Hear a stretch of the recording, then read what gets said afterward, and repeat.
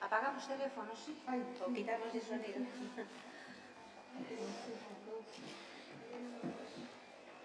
Bo día. Estamos aquí para inaugurar esta xornada sobre ecofeminismos.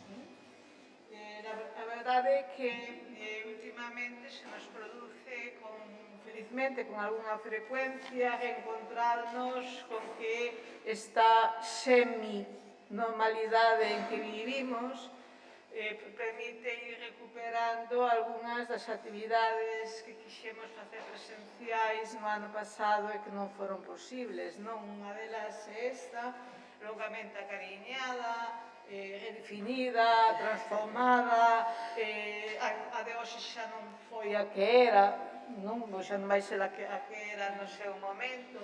Non por iso é unha xornada con que nos conformemos con facer así, sino que incluso creo que visto o programa aí reforzada e millorada con respecto ao que tiñamos pensado facer. Non por iso comezo agradecendo a presenza de todas vós e tamén das persoas que nos seguen a través de internet e as que nos seguirán no futuro, pero agradezo moi especialmente a comprensión, a paciencia, a complicidade de todas as que o fixestes posible, tanto os membros do CEDIF que estiveron atentas durante todo este tempo a non deixar de pensar que esta era unha cita necesaria, que esta era unha xornada que queríamos facer fose como fose, que ademais agora van participar tamén como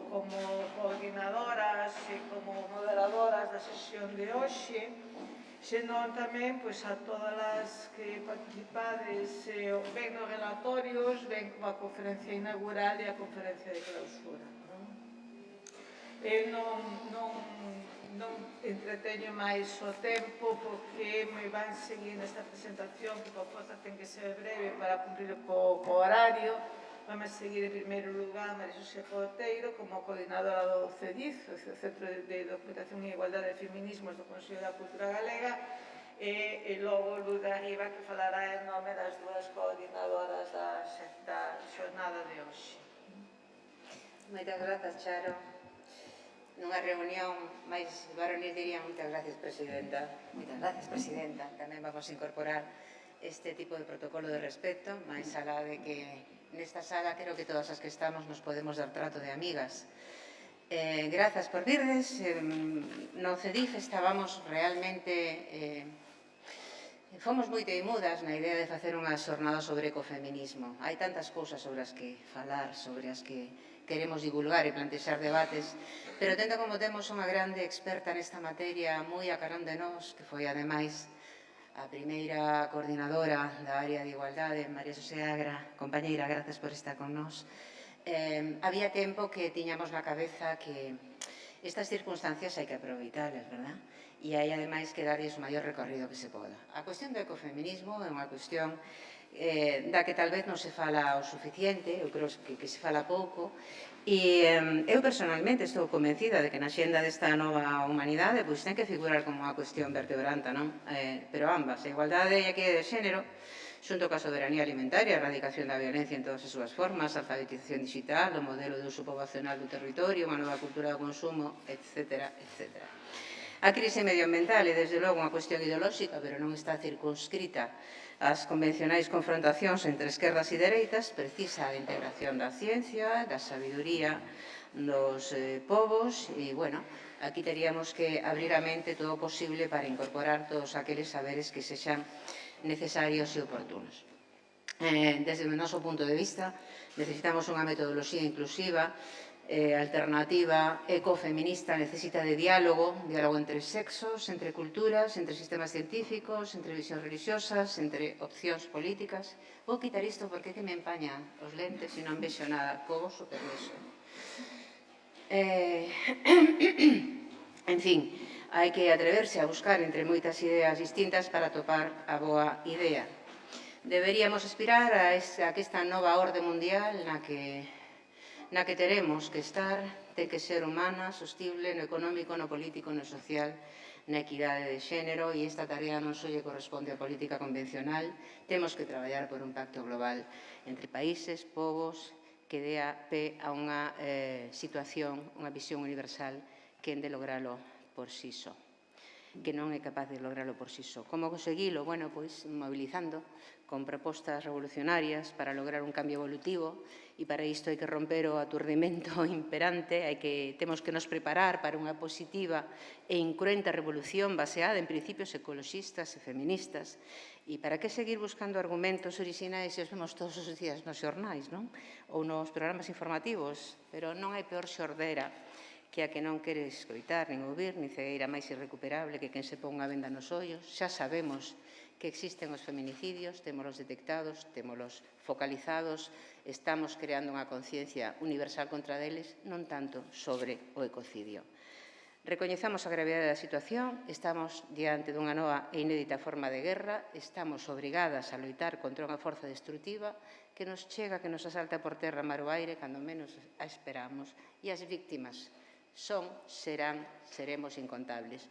Como non hai tempo que perder, facemos esta xornada como un contributo máis a esta reflexión para que desde o noso Centro de Documentación en Igualdade de Feminismos nos abra o coñecemento das nosas expertas, das nosas compañeiras de vida e tamén poder proxectar cara ao mundo unha reflexión feita desde Galicia. Agradezo especialmente a Luz Arriba e a Alba María a coordinación desta xornada que foi e veu, que, como moi ben dixo Charo, empezou e rematou moitas veces antes de hoxe, pero hoxe estamos aquí.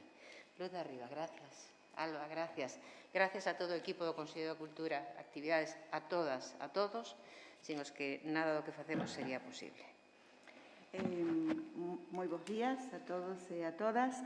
Eu vou ser brevísima no meu nome, no nome de Alba María, co que coordinamos esta xornada xa case épicas, porque foi, bueno, non sabedes dende cando estamos con isto, que esperemos que sexa realmente, bueno, vai ser, seguramente vai ser, pois darvos a benvida a todos e a todas, e xa anunciar a primeira conferencia, a conferencia inaugural, que é Ecoloxía e Feminismos, Natureza e Política, a cargo de María Xosé Agra, catedrática de Filosofía Política da USC.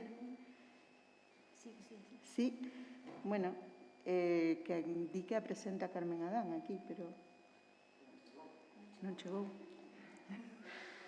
Pero vamos seguir igual, Vale.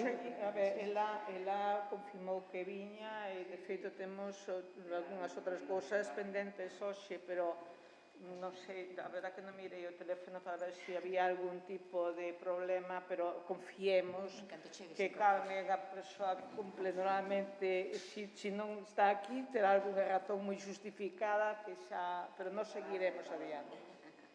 Pois, entón, pois non moito máis que Contanos o dicir. que vai pasar na xornada.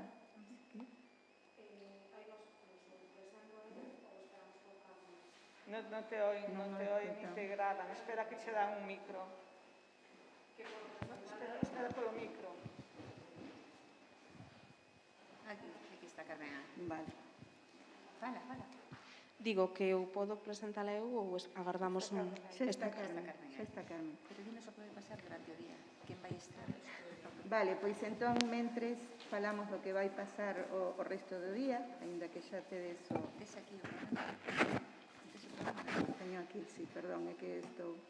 Ás 10:30 vai haber unha sesión de relatorios que vai presentar Alba María, Mulleres nos movementos ecoloxistas, Adela Figueroa Panice, da directiva de ADEGA, do Padroado da Fundación EIRA, Ecoloxía e Muller no Rural, por Sabela Facal Graña, técnica en saúde ambiental, Mareas de Afouteza, por Teresa Ramiro, mariscadora, e poeta. Ás 12 facemos unha pausa e ás 12:30 vai ser a conferencia de clausura tan esperada con miradas ecofeministas para reverter a guerra contra a vida a cargo de Yayo Herrero, consultora, investigadora e profesora nos ámbitos de ecoloxía política, ecofeminismos e educación para a sustentabilidade. Logo, pois, haberá un coloquio e ás 13:30 a proxección da performance Unha faba, unha vida, de Uxía Pedreira e Mariña Ural. Un estreo. Estreo, sí, en exclusiva. Pois nada, benvidos e benvidas. María José.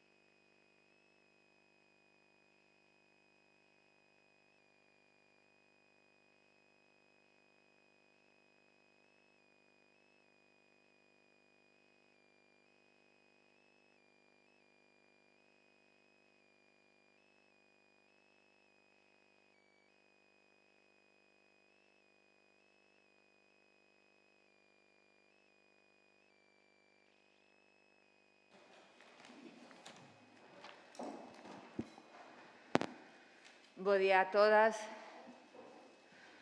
Tedes que disculpar que non poden estar para a apertura, pero, bueno, vamos con absoluta puntualidade. Parabéns ás organizadoras por traer este tema da ecoloxía e do feminismo hoxe a debate.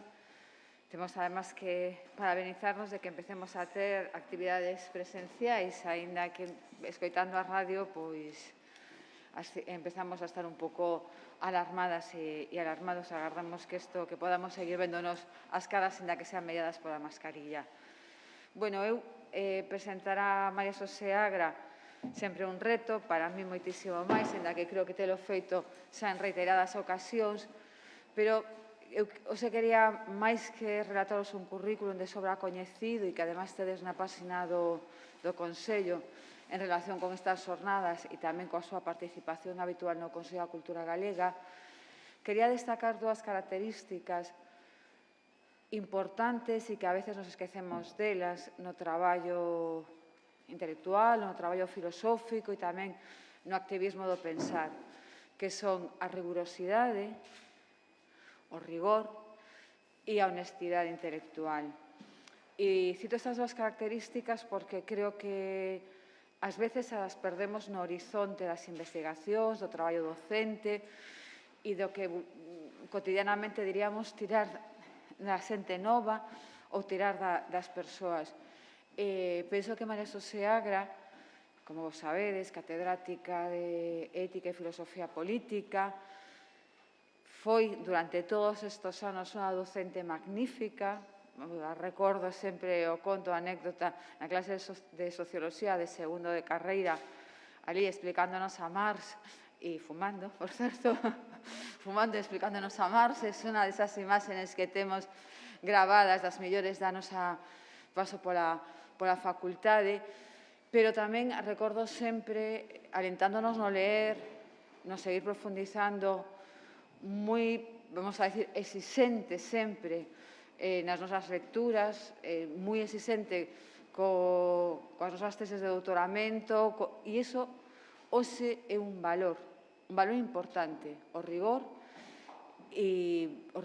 nos discursos, na escrita, nas lecturas, no volver a ler, no volver a pensar, e tamén o que decía a honestidade intelectual, é dicir, recoñecer que cousas sabemos, de cales non, de cales hai que seguir aprofundizando. 3 conceptos básicos leva introducido no debate filosófico no Estado español, como son xustiza, igualdade e vulnerabilidade. Sobre esos 3, creo, conceptos se pode establecer todas as súas unha parte importante das súas aportacións ao pensamento dende a perspectiva da filosofía política e dende a perspectiva da teoría crítica feminista. María Xosé Agra leva introducido no debate da teoría crítica feminista autoras como Hannah Arendt, Sheila Ben-Habit, Anne Phillips, Iris Manjon, Susan Hawking. Moitas son as autoras que ten traído ao debate dende a súa participación no Seminario de Celia Amorós, dende a súa participación na Universidade Autónoma de Barcelona, que tivemos fai pouco unhas rodadas de vulnerabilidade, sempre analizando as autoras, o pensamento máis actual e sempre dándolle unha óptica propia, porque María Xosé en ningún momento se queda solamente en unha lectura das autoras, sino que fai pensamento propio, e pensamento propio dende Galiza, creo que é algo que además debemos destacar, con un compromiso co feminismo galego.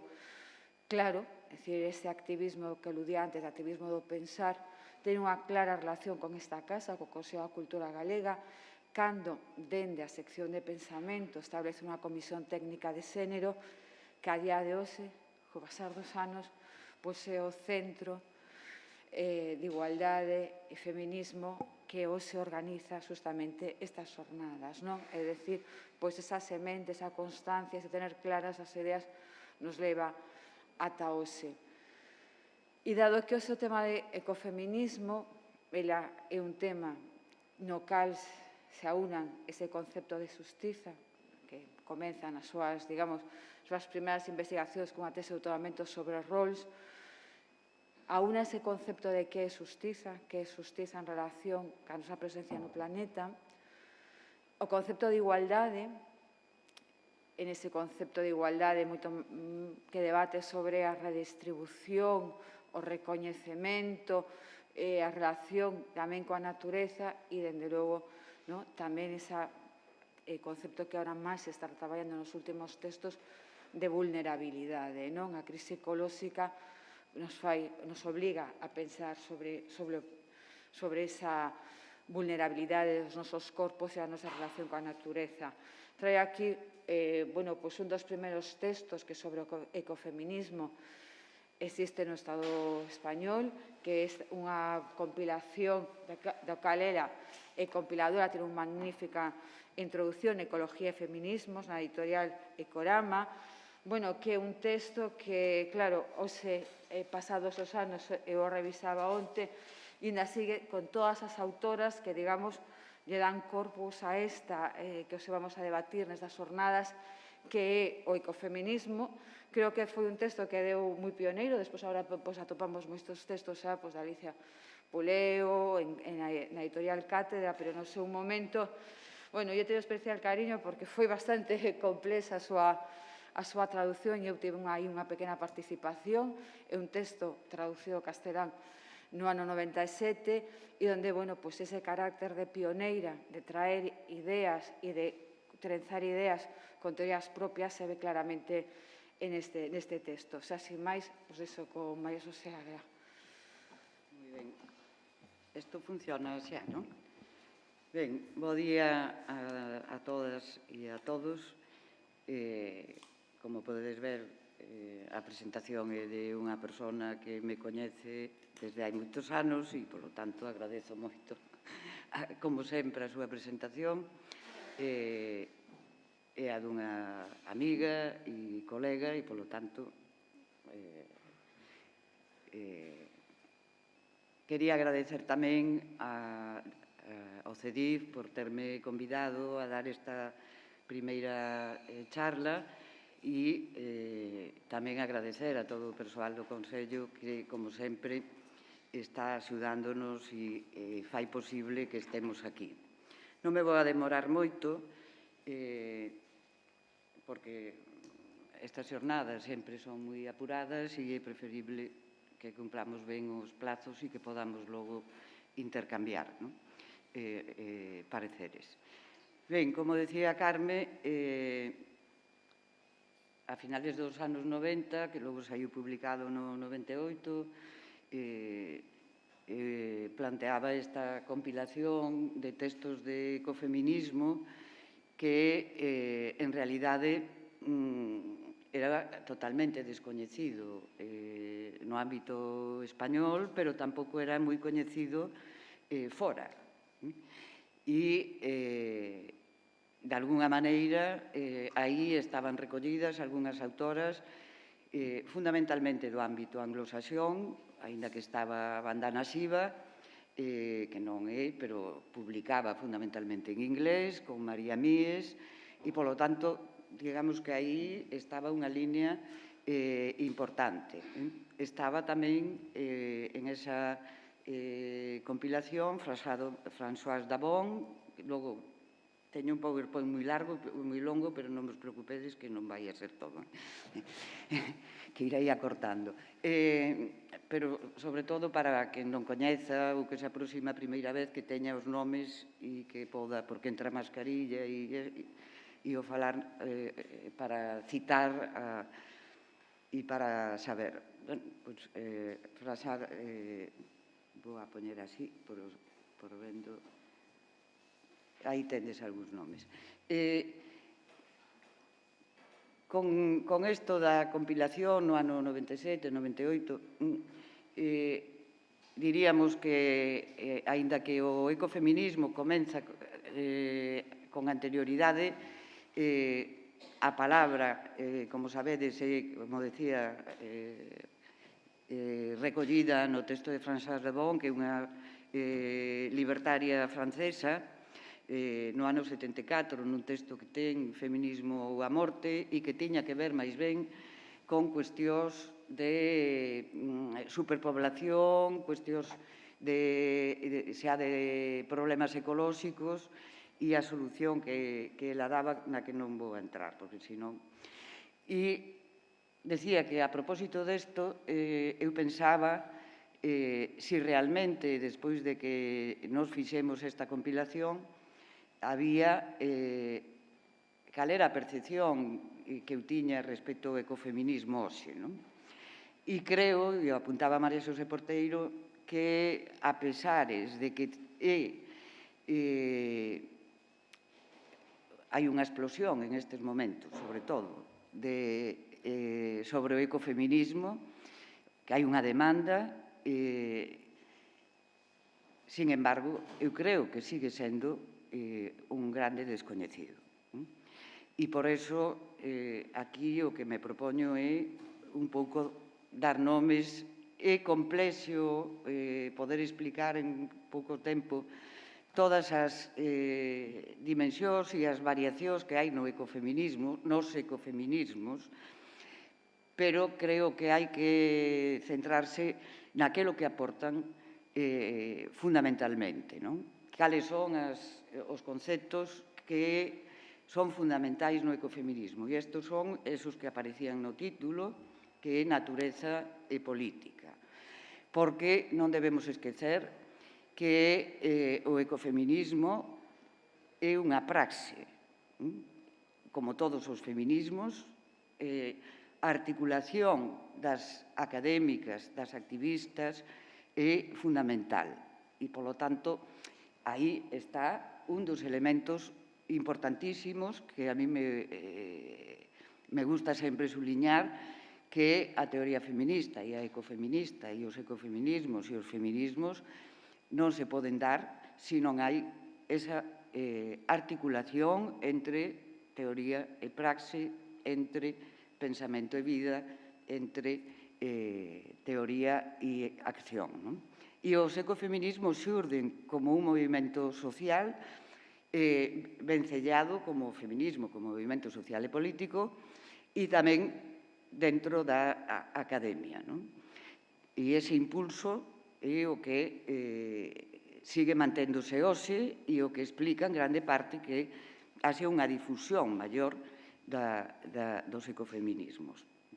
Con todo, como digo, é bastante máis mal coñecido, a pesar de que se fixeron esforzos moi grandes. Antes citaba Carmen a Alicia Puleo, por exemplo, que leva no Estado español sendo un referente, impulsando e que xa é, digamos, unha clásica das que nos acompaña. Ben, aí podedes ler unha cita de Rosemary Reuther, de unha obra que é Nova Muller, Nova Terra, do ano 1975, que veredes citada nos textos ecofeministas con bastante frecuencia, porque é un referente en donde di que, basicamente, as mulleres deben darse conta de que non poderán levar a cabo a súa liberación nin atoparán solución á crise ecolóxica mentres que a sociedade continúe fundando os seus modelos de relación en sistemas de dominación.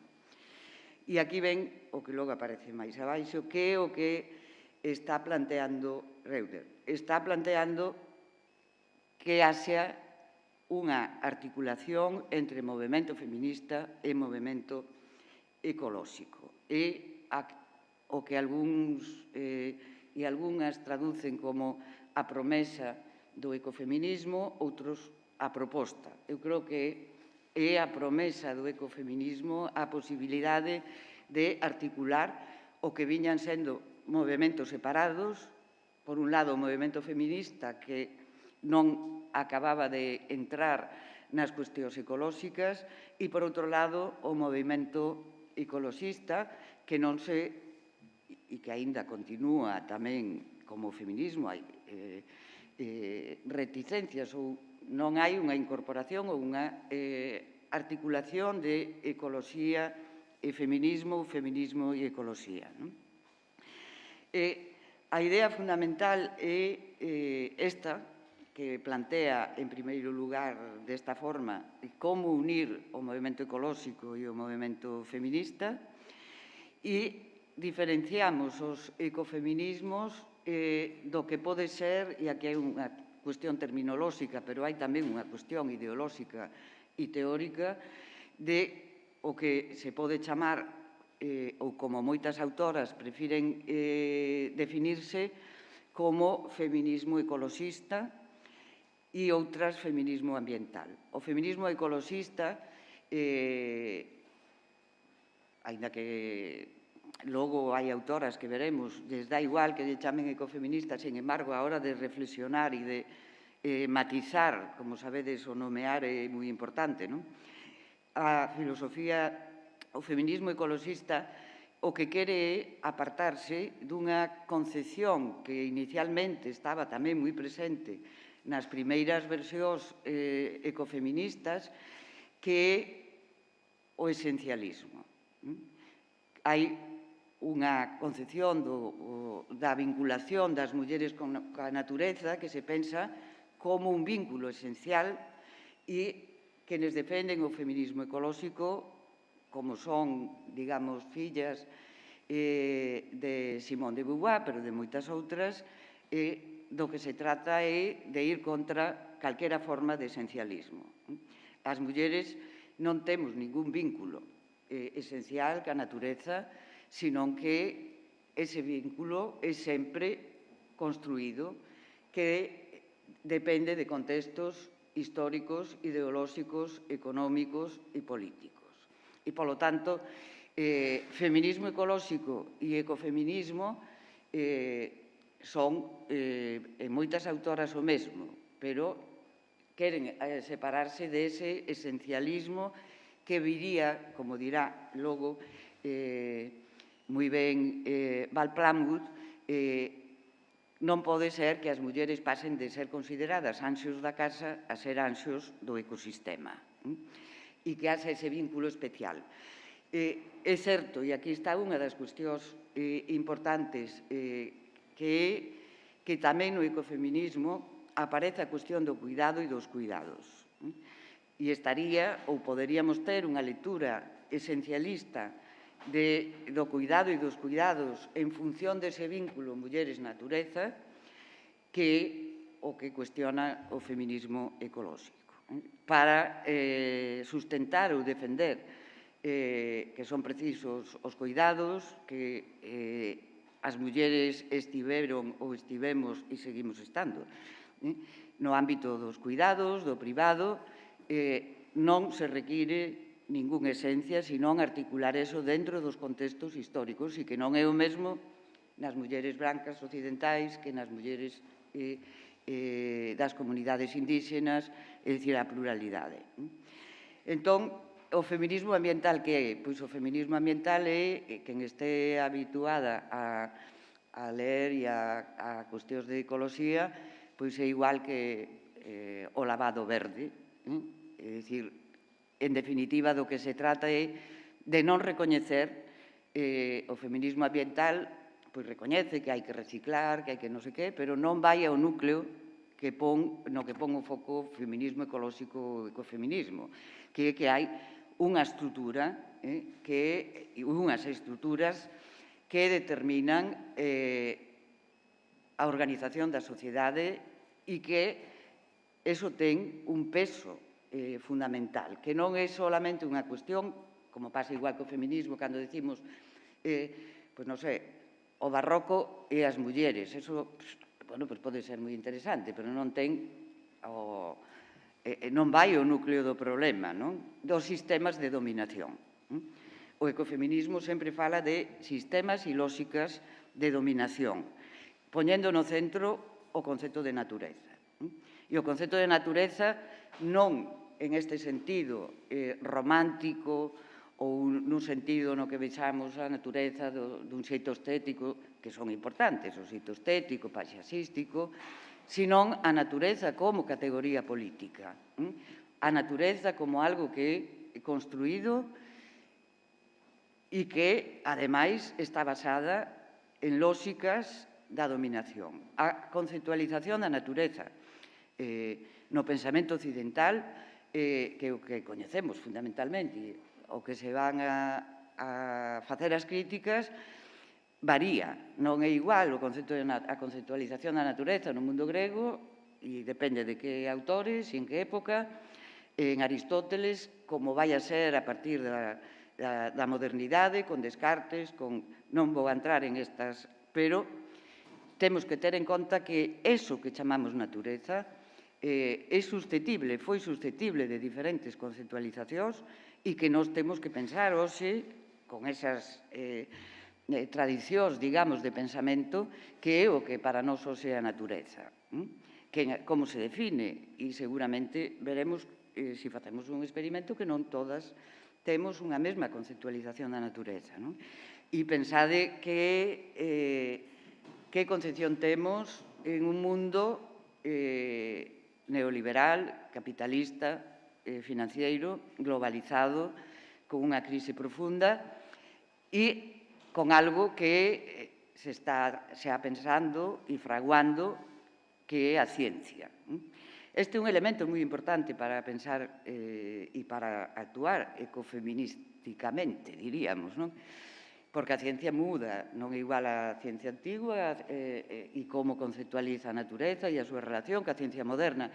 E o que é importante que o ecofeminismo, que cuestiona nas grandes pensadoras, as nosas clásicas, que veremos non canónicas, que a mí me gusta sempre insistir que temos clásicas, non temos canónicas, porque son aquelas autoras que sempre nos acompañan e que non son como un libro, o segundo sexo non é unha Biblia, é un texto que cada muller e cada xeneración ten que enfrontarse e que sempre é susceptible de lecturas, son as nosas compañas, polo tanto, nós non temos clásicas, non temos un canon, sino que temos compañeiras no pensamento que nos acompañan ao longo da nosa vida en función dos problemas. Decía isto porque unha das críticas máis importantes, que serían os antecedentes tamén do ecoloxismo, ten que ver con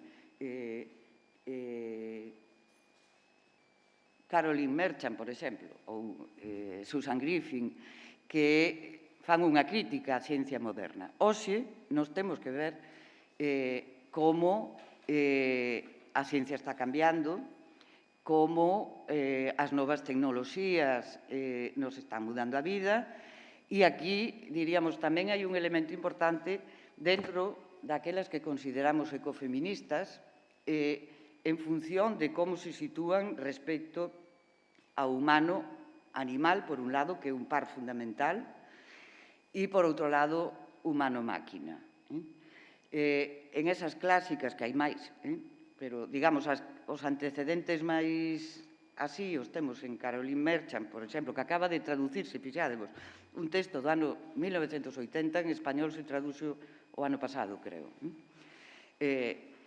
Pode ser indicativo de que hai interese, pero que tarde tanto tempo en traducirse obras que son consideradas clásicas é significativo. Outro é de Meridale, do 78, fixádevos que xoga con xinecoloxía, a metaética do feminismo radical. Este, diríamos, dunha corrente ecofeminista que moitos acusan de esencialista, espiritualista, e este outro elemento importante que hai que subliñar que no ecofeminismo a cuestión da espiritualidade para moitas vai a ser un elemento fundamental. Non das religiós. Distinguen claramente entre o ámbito das religiós, que pode cuestionarse, criticarse, o ámbito institucional, do que é a espiritualidade. E ten que ver, como veremos logo, cos dualismos do pensamento occidental, ca cuestión de espírito e materia e como aparecen dualizados.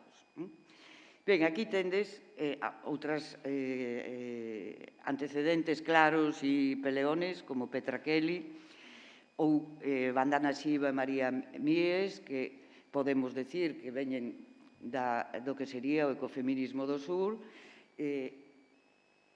Fixádevos, aí tendes escrito que o ecofeminismo se vai a desenvolver nunha liña importantísima hoxe en todo o que son movementos de mulleres rurais pobres e comunidades indígenas.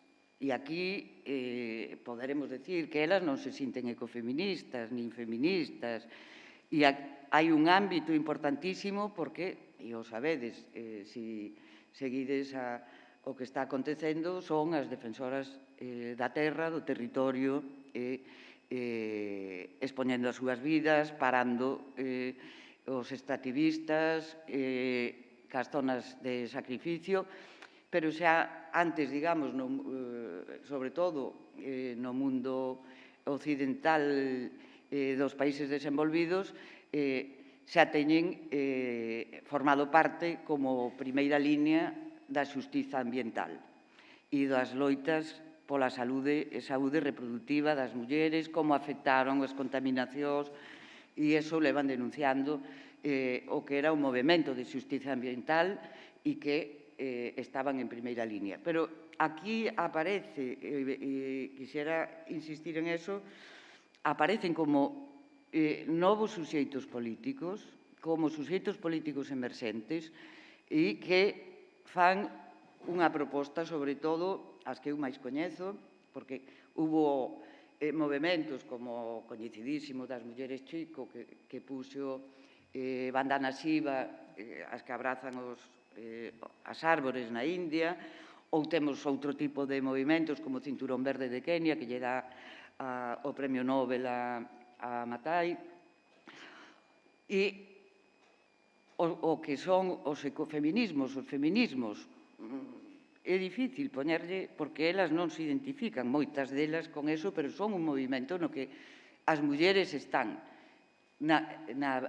con presencia pública, están dirixindo moitas das súas comunidades, son lideresas e enfrontándose a costa moitas veces de perder a vida, de que se xan matadas ou das violencias, como defensoras do territorio. Esas son as mulleres a Vía Yala, que o continente americano, que se denominan así, latinoamericano, e, se me dá tempo, falarei de un caso que teño máis estudiado e coñecido, que é o caso das mulleres de Sarayaku, de Ecuador. Tamén aí, moi rapidamente, hai un movimento moi forte que está agromando con forza, que é o que se coñece como agroecoloxía, e que ten que ver ca organización cooperativista de produción e que están abandeirando as mulleres ou os temas da soberanía alimentaria, que aquí tamén en Galicia tivemos un movimento forte co Sindicato Labrego e eu teño participado xa hai bastantes anos co tema da soberanía alimentaria, con todas as cadenas do movimento pola soberanía alimentaria internacionalizados que viñan de distintos e que é un tema creo que é fundamental para, pensando en Galicia máis. Ben, aquí tendes, como digo, algúns nomes, Ariel Salé, que da línea socialista, Iniestra Quín tamén, Vina Garbal, que, por exemplo, ten unha visión un pouco distinta da lectura que fai Vandana Shiva do tema da India, unha ecofeminista, materialista, socialista, que é Mary Mellor, que ten traballado o tema da economía dunha forma crítica, por suposto, ca lectura do par, produción, reproducción marxista e que aporta moitas ideas. E despois, a partir de aí, hai outras máis que quixera nomear porque plantean visións distintas ou con matices importantes ou aportan ideas importantes. Unha é Ivonne Guevara, que é teóloga e ecofeminista brasileira, que fai unha defensa da espiritualidade e non da religiosidade entendida institucionalmente, que ten unha obra que se chama Intuicións ecofeministas moi interesante para chegarnos a esa idea de unha espiritualidade corporal, o sea, que non hai unha escisión entre espírito e entre mente e materia. Logo está Rosy Braidotti, que ten unha posición porque o que é importante é que, por exemplo, a maioría das pensadoras e filósofas están tamén a partir xa de comenzos do século incorporando no seu pensamento a cuestión ecolóxica. Isto é importante porque hoxe é un problema fundamental e autoras como Braidotti, como Donna Haraway, estaban e siguen pensando na definición do humano, de que é isto de ser humano, pero incorporan agora claramente a cuestión ecolóxica. Ou autoras como Nancy Fraser, que non está aquí, pero é unha teórica da xustiza moi coñecida, nas últimas publicacións xa di que hai que tratar a cuestión ecolóxica. A maiores, Braidotti e, sobre todo, Haraway, o fan con unha perspectiva claramente ecofeminista e defendendo, por exemplo, Haraway, que coñece ben Carme Adán, decía aquelo de que prefería ser un cyborg que unha diosa. Por qué? Porque estaba contestando a unha concepción de que, digamos, do esencialismo das mulleres, de volver a recuperar a nai, as deusas das mulleres, e ela non está de acordo con eso en ese sentido.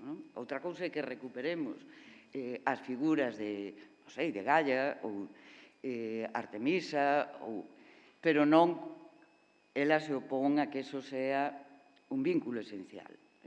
Eso forma parte de unha visión que ela vai a dar de a parte de articulación en esa línea que é continua animal, humano, máquina.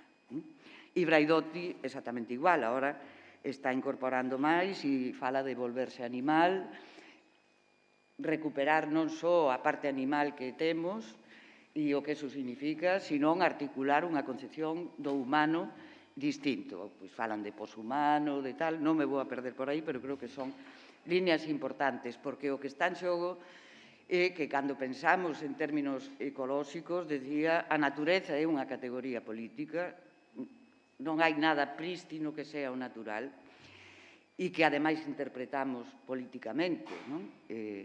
Nas nosas loitas cotidianas, podemos poner o exemplo das enerxías alternativas, as enerxías eólicas, por exemplo, pensade que todos estamos a favor de enerxías renovables e nos atopamos con que aquí están inzando todos os sitios creando e distorsionando non só cuestións paisaxísticas, de patrimonio, sino que está vinculado a como se exporta esa enerxía, hai conexións. Que é o natural aí? Temos que decidir que é máis natural, unha enerxía eólica ou preservar... Aquí hai contradicións que nos levan a ver como non podemos tirar de unha categoría que é fundamentalmente política, que está conectada co sentido que entendemos por terra, como articular un territorio que é prioritario, etc. Son cuestións moi complexas porque non temos unha solución sí, non. Nunca se dá. Pero en estos casos, cuestións que nos parecen e cas que estaríamos todos e todas de acordo, nos sitúan entre conflitos importantes que é o terreno da política no que hai que decidir. Non entendemos o mismo políticamente por natureza.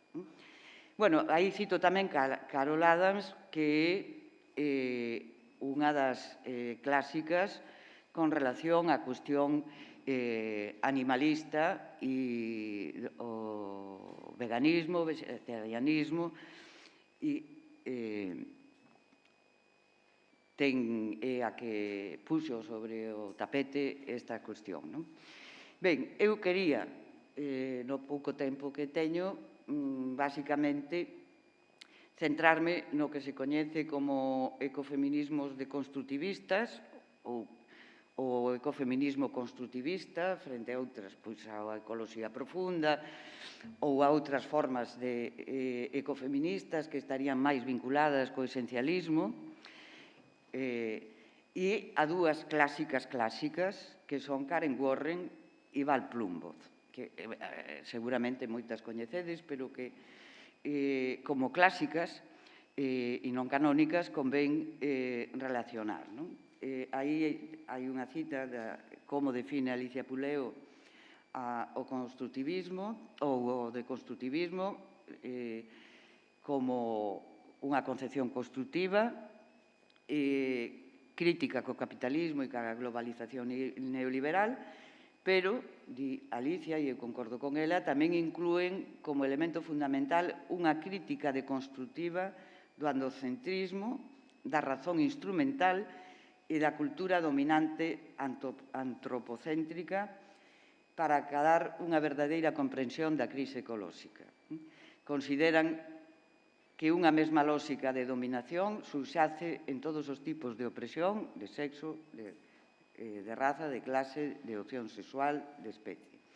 Esta lógica construe, e esta é a parte importante, a lógica da dominación, construe a diferencia como inferioridade e procede logo a xustificar a dominación a partir dunha suposta carencia do dominado ou da dominada. Ben, Karen Warren morreu no 2020, non moi maior, pero dunha enfermedade degenerativa que nos perdeu, e Karen Warren é unha das primeiras filósofas que falan de filosofía ecofeminista. Bueno, algunhas veces fala de feminismo ecolóxico tamén, pero, como vedes, aí están algunhas portadas. Está traducido o libro de filosofía ecofeministas, pero a traducción non é moi boa, pero, bueno, e ten unha amplia produción. Profesora no Macalester College en Estados Unidos e logo me refiro. A outra é Planwood, que morreu no 2008 dun ataque, apareceu morta e pensaron que tiña sido picada por unha araña porque vivía en unha zona integrada, co medio natural, pero foi un ataque ao corazón. Desta autora non temos traducido nada, pero o libro fundamental que os dous fundamentais. O primeiro co que foi coñecida, que bueno, a ver, é que non vexo, e que as gafas non podo ler, porque se me empañan. Feminismo, aquí se lee mellor, e que eu quería traducir. Bueno, feminismo e o dominio da natureza. Este é un clásico, pero non está traducido. E aí plantea xa a cuestión... Non, este non é, perdón. E que como non vexo moi ben... Sí, está así. O de Planwood, feminismo e o dominio da natureza, en donde plantea unha crítica á racionalidade occidental e presenta o que ela chama os dualismos opresivos. E Karen Warren fala de marcos conceptuais. Vou a pararme en eses dous conceptos, sin poder expoñer todo, porque para que logo, se queredes, porque é fundamental como pensamos, como temos articulado os conceptos, como os empregamos e, sobre todo, en este campo que é novo, digamos, ou necesitamos unhas lentes tanto ecolóxicas como feministas para poder ver os problemas da crise a que nos enfrentamos. Non só do cambio climático. Tamén hai feministas que falan do cambio climático, pero que non estarían en esta línea como as ambientalistas, que non aceptan esa lógica da dominación que articula distintas formas, sexistas, clasistas, etc. Sería unha cousa, digamos, de engadir, ou de reciclar, reutilizar, pero sin ir a profundidade.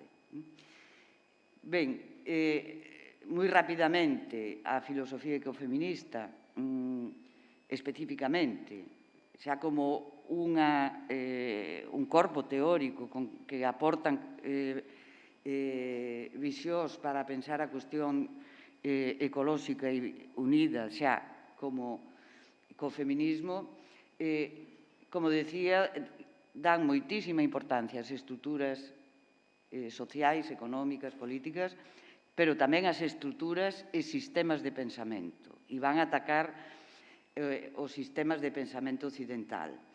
Van a deconstruir a racionalidade, pero, e isto é importante, non para caer na irracionalidade ou en unha suposta espiritualidade ou conexión esencial, sino precisamente para mostrar outra racionalidade. Non son, e era algo que quería sinalar antes con Haraway e estas, a crítica á ciencia, tanto nas primeiras como en estas, non supón renegar da ciencia, senón construir e pensar con outra ciencia e non caer, por tanto, en posicións irracionais ou, diríamos, se me permitides a expresión, happy flower. Senón, necesitamos, con estas lentes, pensar con categorías e con estruturas de pensamento. E iso non é ser nin a científica, nin irracional, nin antitecnolóxicas. Tecnofobia, non. Sino como temos unha ciencia, unha técnica e unha razón que respondan aos intereses e aquelo que consideramos que humano, entre comillas, porque eso forma parte do debate, ou a esa continuidade animal, humano e máquina. Entón, non se trata de ir contra a racionalidade sin máis. A mí me gusta sempre citar de Val Plumwood, precisamente, ela utiliza a metáfora do Titanic, e veredes que estes días alguén tamén a sacaba, que o Titanic era aquel transatlántico que iba ateigado de millonarios e cando foi o percance, o accidente, quenes saíron primeiro? As mulleres e os nenos. E ela di, primeiro, eso é a metáfora que utiliza para o capitalismo. O capitalismo está tolo. O sea, isto de que nos venden de que o capitalismo é racional, non hai maior irracionalidade que conducir ao colapso ecolóxico do sistema. Que irracionalidade é esta? A capitalista, non? Non é racionalidade. Pero, ademais, é un barco de tolos. E ela di, fixadevos xa, no ano en que publica o último libro, di, hoxe o Titanic, os millonarios, os máis ricos, non van a ser os que van a deixar que se salven primeiro as mulleres e os nenos, sino todo o contrario, que nes van a sufrir, van a ser, en primeiro lugar, e desgraciadamente creo que é así, as mulleres e os nenos. Entón, esa é a metáfora do Titanic que creo que expresa ben outra racionalidade, a irracionalidade do mundo capitalista en estes momentos, porque nos venden sempre que é o máis racional, que actuamos racionalmente en función dos intereses, do benestar, e en realidade eso é conducir ao que, desde un punto de vista da razón humana, e non só humana, da continuidade cos outros non humanos, levaría a ter que plantexarse outra alternativa. Ben, tanto Gorren como Plumwood fan unha crítica en este sentido moi forte e moi importante que temos que ter presente porque sigue estando vixente a concepción canónica da filosofía e o pensamento occidental e o que propoñen é unha reconstrucción crítica, como é propio da teoría constructivista e do feminismo e das concepcións non esencialistas. E, como vedes aí, en donde poñen o foco? No sistema conceptual. É unha estrutura de elementos interrelacionados que elas van a cuestionar e que estarían articuladas en esos eixos de un sistema conceptual androcéntrico, un sistema conceptual antropocéntrico, un sistema etnocéntrico e colonial. E o que supoñen é esa visión do ser humano como racional, egoísta e individualista, atomizado, que solo non ten ningún vínculo, que non ten ningunha comunidade. E en donde poñen fundamentalmente cales son os conceptos que elas van a cuestionar e que a nos sirven para pensar, que o dualismo, fundamentalmente, natureza-cultura e humano-natureza, que os ven entendéndoos como unha lógica da dominación que subxace, agora iremos a ver, como valoran a diferencia e sempre desde a perspectiva de que do que estamos a falar é de relacións xerárquicas de poder, non de ansios do ecosistema, senón de dimensións sociais, políticas, ecolóxicas estruturais. E este é un elemento importante, non só nas estruturas do pensamento, sino nas estruturas sociais, económicas. Por que insisto en isto? Porque o neoliberalismo fixo estragos e o sigue facendo. E esa idea de faino ti mesmo, de que non hai vínculos cos outros, non hai estruturas, isto funciona polo conxunto de varios individuos como unha man invisible e que todo depende de un, para ben ou para mal, é unha concepción que nos penetra e penetrou tamén en eso chamado feminismo neoliberal, que está sendo cuestionado, del hazlo tú misma, o lean-in, avanza e rompe o teito, pero descontextualizado das relacións e dos vínculos sociais, económicos, de clase, de etnia, de raza. Esas son estruturas nas que os individuos e as individuas actuamos, pero aí é onde ven a articulación, como transformar unhas estruturas que as nosas accións políticas, non individualmente, porque cando decimos política non estamos falando en términos individuais. Eu creo que hai unha distinción importante e que tamén o neoliberalismo trata de borrar, que é pensar que todo é unha cuestión moral. Allá tú con tu moral, tu responsabilidade e a túa liberdade.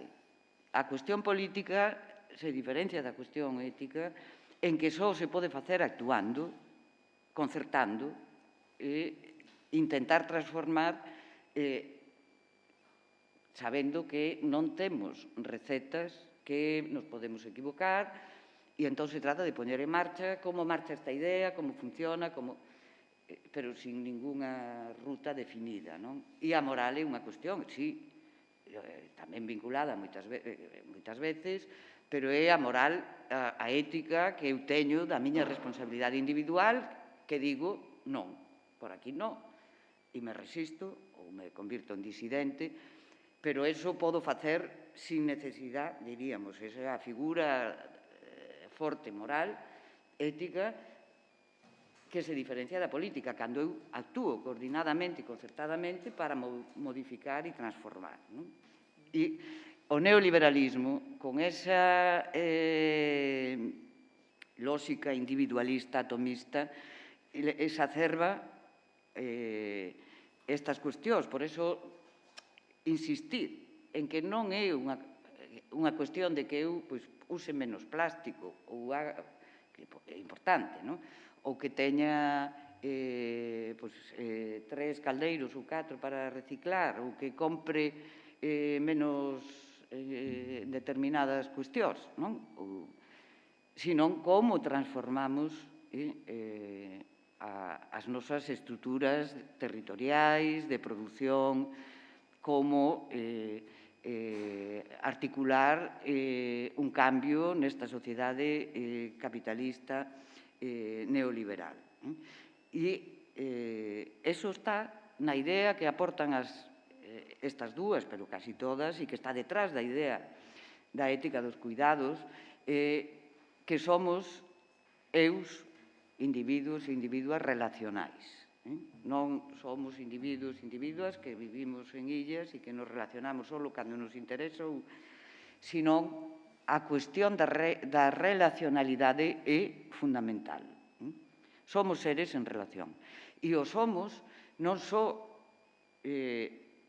cos humanos, cos animais humanos, senón en relación cos outros da natureza e, evidentemente, tendo en conta que hai diferencias, que hai diversidade e esa diversidade ten que xestionarse e esa diferencia ten que xestionarse. E iso supón cuestionar a primacía e o privilexio do pensamento occidental, das formas nas que se desenvolveu a modernidade occidental, e aí veñen as críticas, digamos, do sur, fundamentalmente, que reclaman outra modernidade, que reclaman outra... Como ves o que pasa o tempo... Ben, aquí tendes ese dibuixo que é a portada do libro de Karen Warren, que di que teorizar é como unha colcha. E ela mandou diseñar isto unha bordadora local, porque para ela é o que captura mellor a comprensión da filosofía ecofeminista. Se vos fixades, vos é unha especie de patchwork. E ela que é o que lle interesa? Este marco en o que nos movemos os bordes, pero dentro vamos facendo conexións, articulacións, non hai nada definido e, polo tanto, non vai a... O que prima aí é a relación e a diversidade.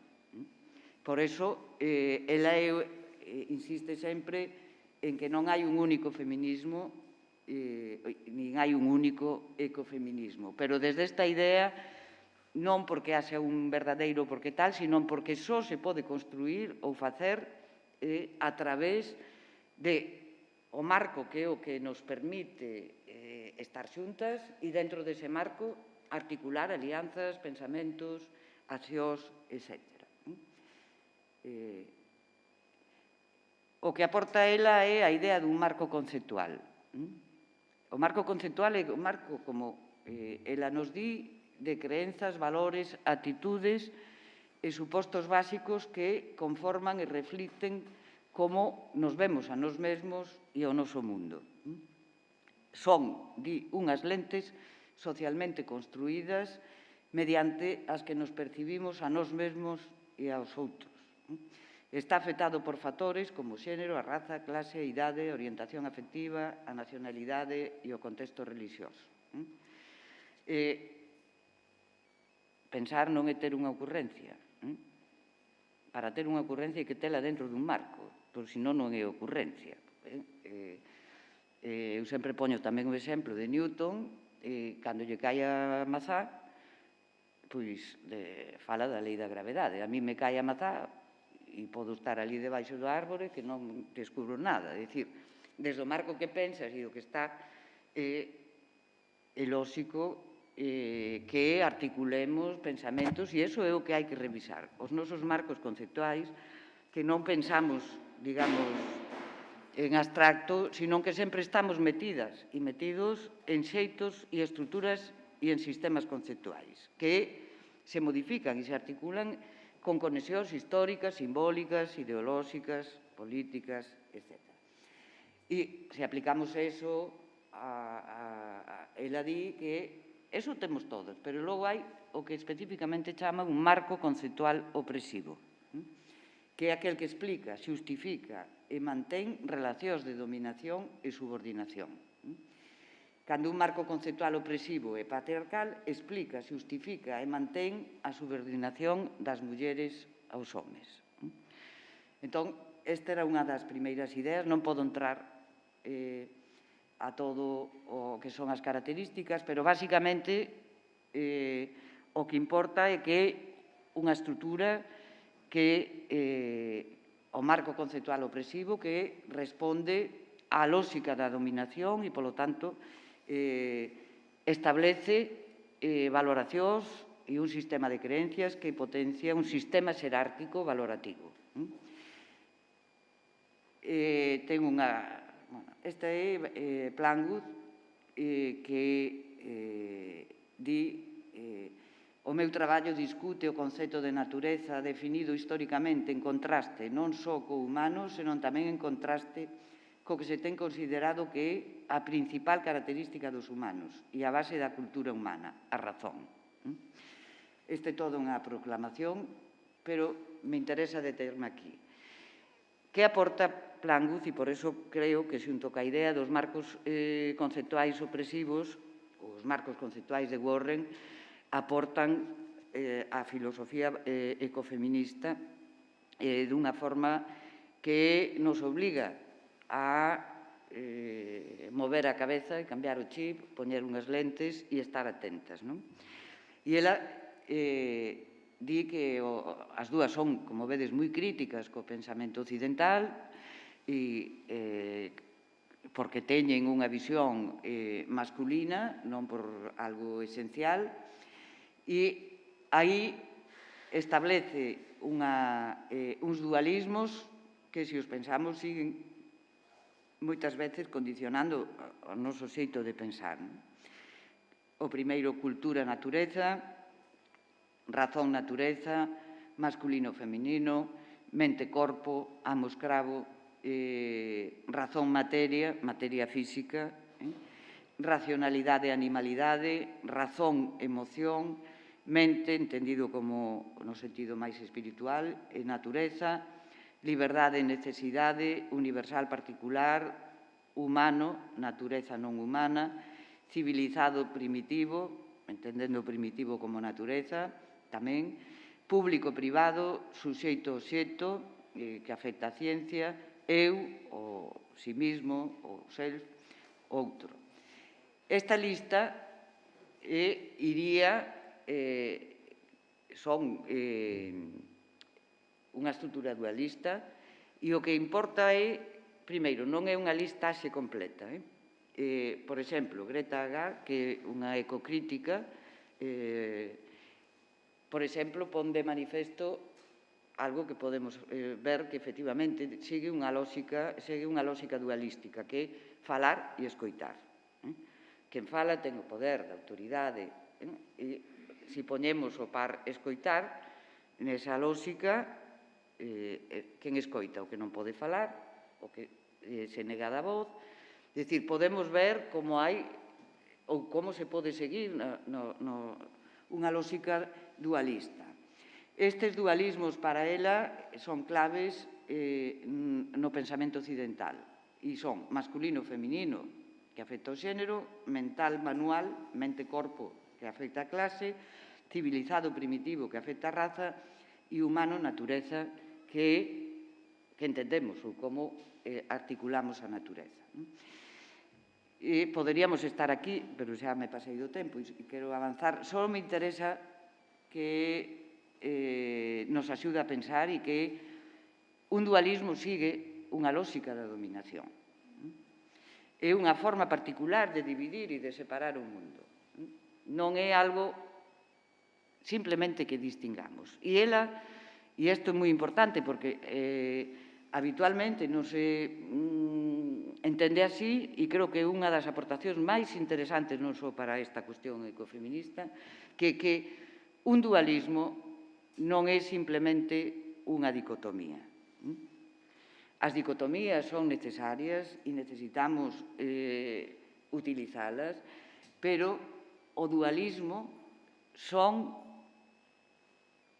polarizacións excluíntes. Sempre o polo da esquerda é o polo fundamental que define o que valoramos xerárquicamente. E o polo da dereita é o polo, se vos fixades, que está inferiorizado. E que pasa? Que non é que sea simplemente que podamos alteralo.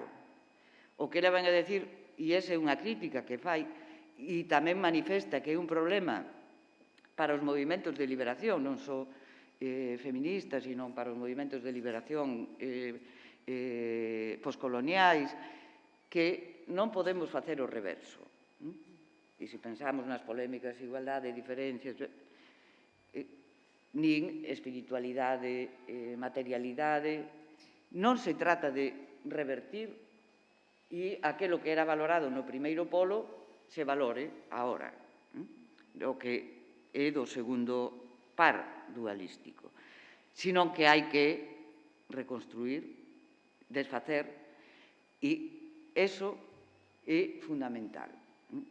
Non se trata de facer o contrario, nin de revertir, sino como articulamos unha lógica que non sexa dualística, que pode ter dicotomías, pero as dicotomías non xeneran polarización, non son bipolares, non son que teñas que estar definido en un marco que determina desde o punto de vista do privilexio do ser home, do ser humano, do ser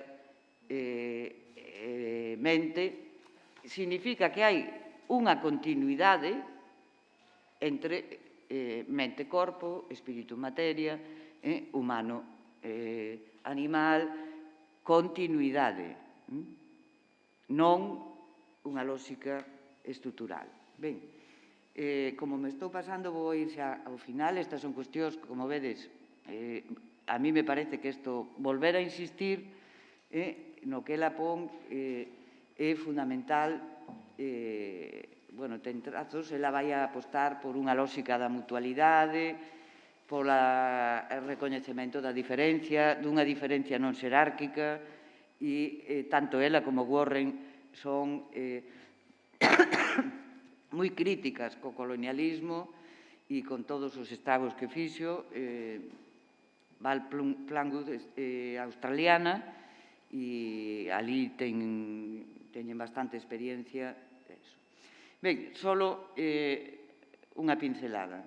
Os ecofeminismos da Abya Yala, que son os latinoamericanos, que podemos chamar ecofeminismos do sur, e que nos aportan unha visión totalmente distinta da relación ca terra, co territorio.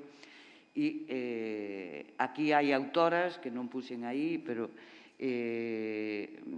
Aimé Tapia ten un libro publicado sobre os movimentos indígenas e ecofeministas en Abya Yala. E aquí están desde as bolivianas e os mulleres de Conspirando, que coñeceredes, ou algunhas teñen uns nomes que son endemoniados que non teño aquí en este momento, como Chuscanqui, Silvia ou Uzal, que nos resultan e que merecen ser leídas, pero que podedes atopar claramente para o nome, non? E aquí, como decía, hai unha defensa do territorio contra o extractivismo, contra a violencia e o maltrato e as violacións, e teñen, sobre todo Bolivia, Perú e Ecuador, teñen un movimento de mulleres indígenas xa desde finais dos anos 90 moi importante, como suxetos políticos, como presencia pública e enfrentándose ás súas comunidades e aos seus homes cando non queren, porque queren negociar cas empresas, e elas fan unha defensa a través desas ideas do summa causai, ou o vivir, que é difícil, porque depende de que sitio se traduce, ou a selva vivinte, que é a Kaua Sacha, no caso das mulleres de Sarayaku, e vemos aí como teñen un vínculo co que chaman os seres da selva, da comprensión da selva, unha diferencia. Aquí temos dúas cuestións importantes, que non só emerxen dunha forma clara e como suxetos políticos as mulleres no espacio público e as súas reivindicacións e tendo e modificando, lóxicamente, o espacio privado, senón, fixadevos hasta que punto o concepto de natureza político que no caso de Bolivia e Ecuador, cando menos, a natureza aparece na Constitución como suxeito de dereitos. Non estamos falando de que haxa discursos, é dicir, nunha Constitución política que xurde da Constitución de Montecristi, a Constitución máis democrática, digamos, e que incorpora elementos dos movimentos indigenistas e todo este movimento que se xestou en Ecuador e dos movimentos ecoloxistas e dos teóricos ecoloxistas, e introducen na Constitución a defensa da natureza como suxeito de dereitos. Non simplemente unha cuestión ecolóxica. Este é outro debate, pero é outra forma de ver como a natureza é un concepto político. Non é descriptivo. Nós non podemos describir o que a natureza é, senón que a natureza é un concepto político conflictivo, como toda a política, e sobre a que hai que incidir. Ben, para non pisarlle, porque os que falamos sempre de primeiro e vamos comendo os de atrás, e dá bastante rabia os que veñen de atrás quedarse sin tempo, vou a concluir. E concluiría, porque temos moi boas literatas en Galicia, e a mí sempre me gusta citalas, pois se tendes ocasión de lelas, ver como pensa, pois, por exemplo, Rosalía, cando din que os árbores non falan nas orillas do Sar. Que concepto de natureza, da paisaxe, ou ese poema dos robles que di que os están talando, e fixadevos, ou, agora que está a Pardo Bazán de moda, a nai ten un texto que é la madre naturaleza, que é cuestión máis ben do incesto, pero que natureza, a natureza humana, a reproducción humana, que é un tema fundamental, como nos vamos a reproducir técnicamente, podemos, ou a través das tecnoloxías reproductivas, e o que ela manifesta de o que é a nai natureza a través desa continuación dos pazos do Ulloa. E poderíamos ver outras, pero das clásicas a mí me gusta porque tivo as letras galegas, o Día das Letras Galegas, pero non foi unha autora e sigue sendo, creo, máis ben unha autora de culto que unha autora que... E fixadevos o que di. Viste a naturaleza vestido feito por min. Visto eu dela o mellor forro. Visto eu dela o seu corpín. Teño nela o meu socorro. Ela cosía, non? Íbamos sempre a esa cuestión do tecer, pero fixadevos, pon naturaleza con mayúsculo. Entón, cando leades as literatas, as nosas, pero tamén a moitas outras, eu creo que hai que botar un vistazo a que é isto do natural, da natureza, como expresan, e que nos permita, pois desde o ecofeminismo, ter unhas claves para entender estas cuestións. Ben, non me demoro máis, gracias, e creo que non hai debate, que o deixamos para o final, non? Sí, pero bueno, esperen que unha pregunta. O debate é o final, non? Como decíamos ao principio, evidentemente, hai moito rigor, moito para pensar. Creo que o debate ao final, non sei se por aclaracións ou creo que vamos moi...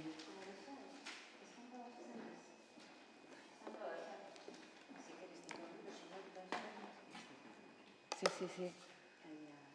Hai un coloquio final, pero se queredes alguna aclaración, porque son moitos os datos, ou algunha pregunta puntual... Claro, hai un marco teórico importante, non? Por exemplo, ese debate sobre os dualismos, que é algo que atravesa todo o feminismo, e aquí todos os feminismos, e aquí o vemos claramente explicitado, non? Unha das variables. María José. Eu creo que un par de preguntas, porque como lo que queda... Sí, pero como non... Espera un segundiño, por fin. Sí, porque senón non queda grabado.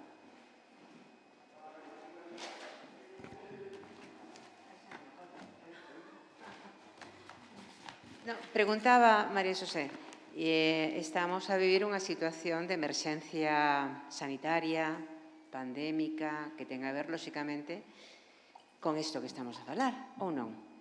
É dicir, esta nova situación dunha emerxencia que ten a ver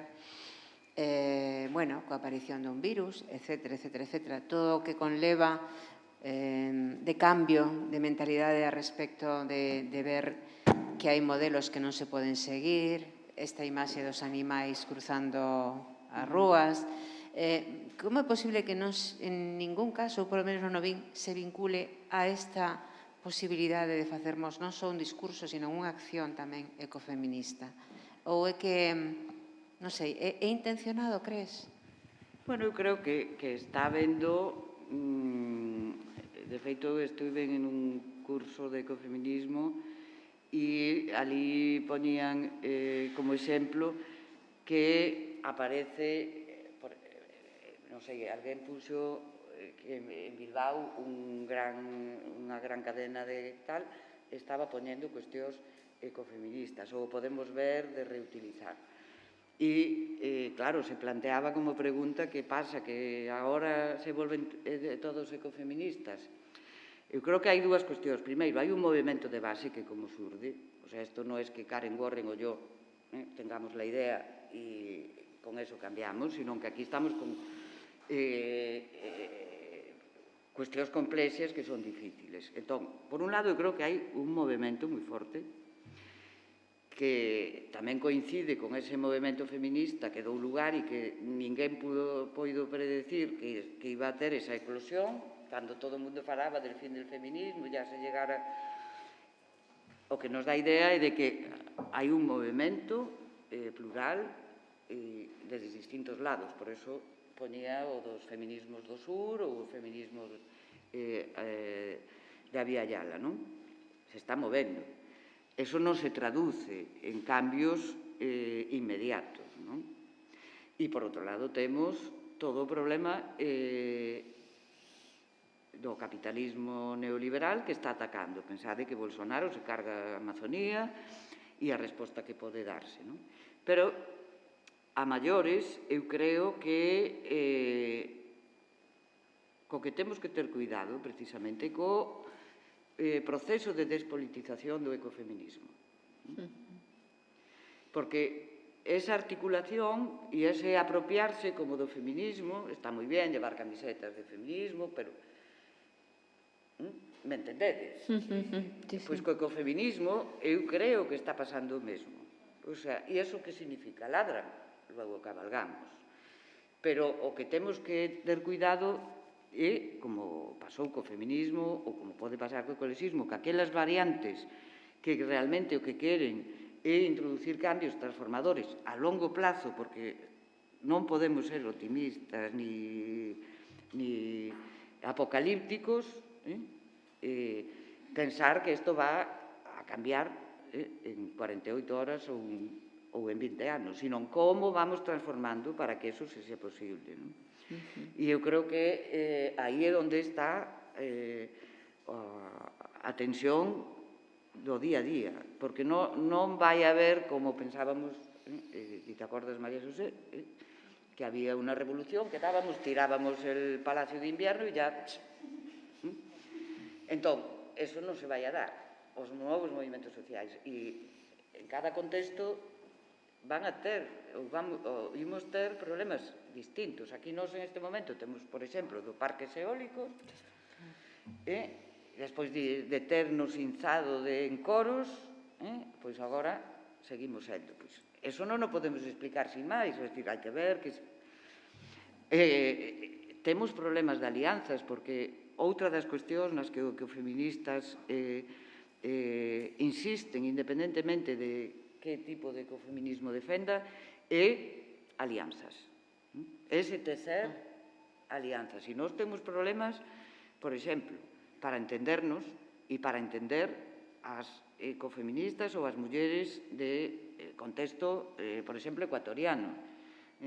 Non podemos decir, sin máis, que non nos interesa ese rollo que tienen con la selva, pero, por Dios, es que eso es entender que temos que buscar formas de traducción, formas de articulación da diversidade, formas de recoñecer a diferencia non desde a perspectiva xerárquica e de privilexio. E eso non é fácil, ti ben o sabes. E, polo tanto, aquí que hai un movimento moi forte de despolitizar o ecofeminismo clarísimamente como feminismo, e o estamos vendo, e iso tamén é a través dos medios de comunicación, deste capitalismo que todo o traga e o convirte, deste individualismo forte que seguimos tendo, que o estamos vendo, desta violencia que está agromando, por exemplo, na xente nova estes días, e con unha virulencia que non é só explicable porque o confinamento nos puso a todos de la cabeza. É dicir, aquí hai algo máis que ten que ver con que temos que pensar e articular que está pasando con esta crise, que é unha crise moi profunda, non é unha crise conxuntural. E aquí é onde temos que xogar.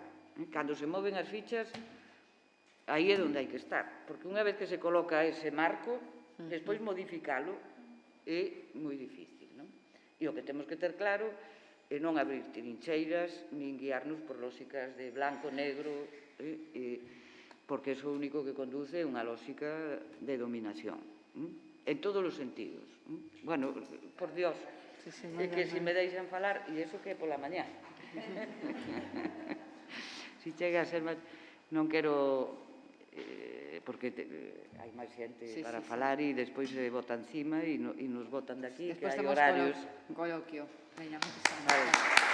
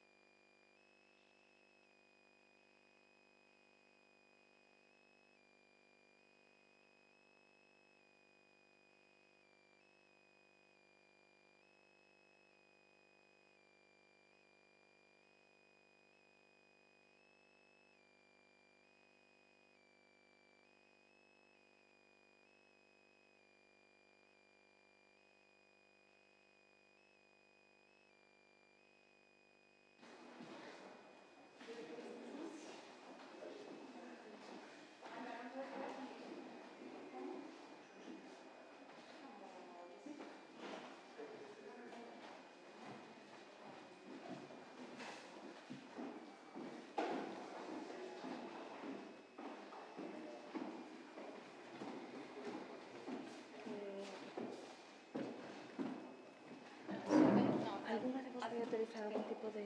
Como é? Aquí pon a dela por un lado e Isabela polo outro. Sabías que eu era Ai, a dela dispersa. Vale, vale. Estamos ben, Isabela, aquí.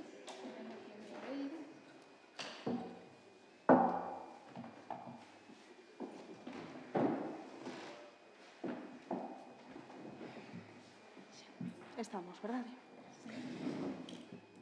Ben, pois... tes que poñer así.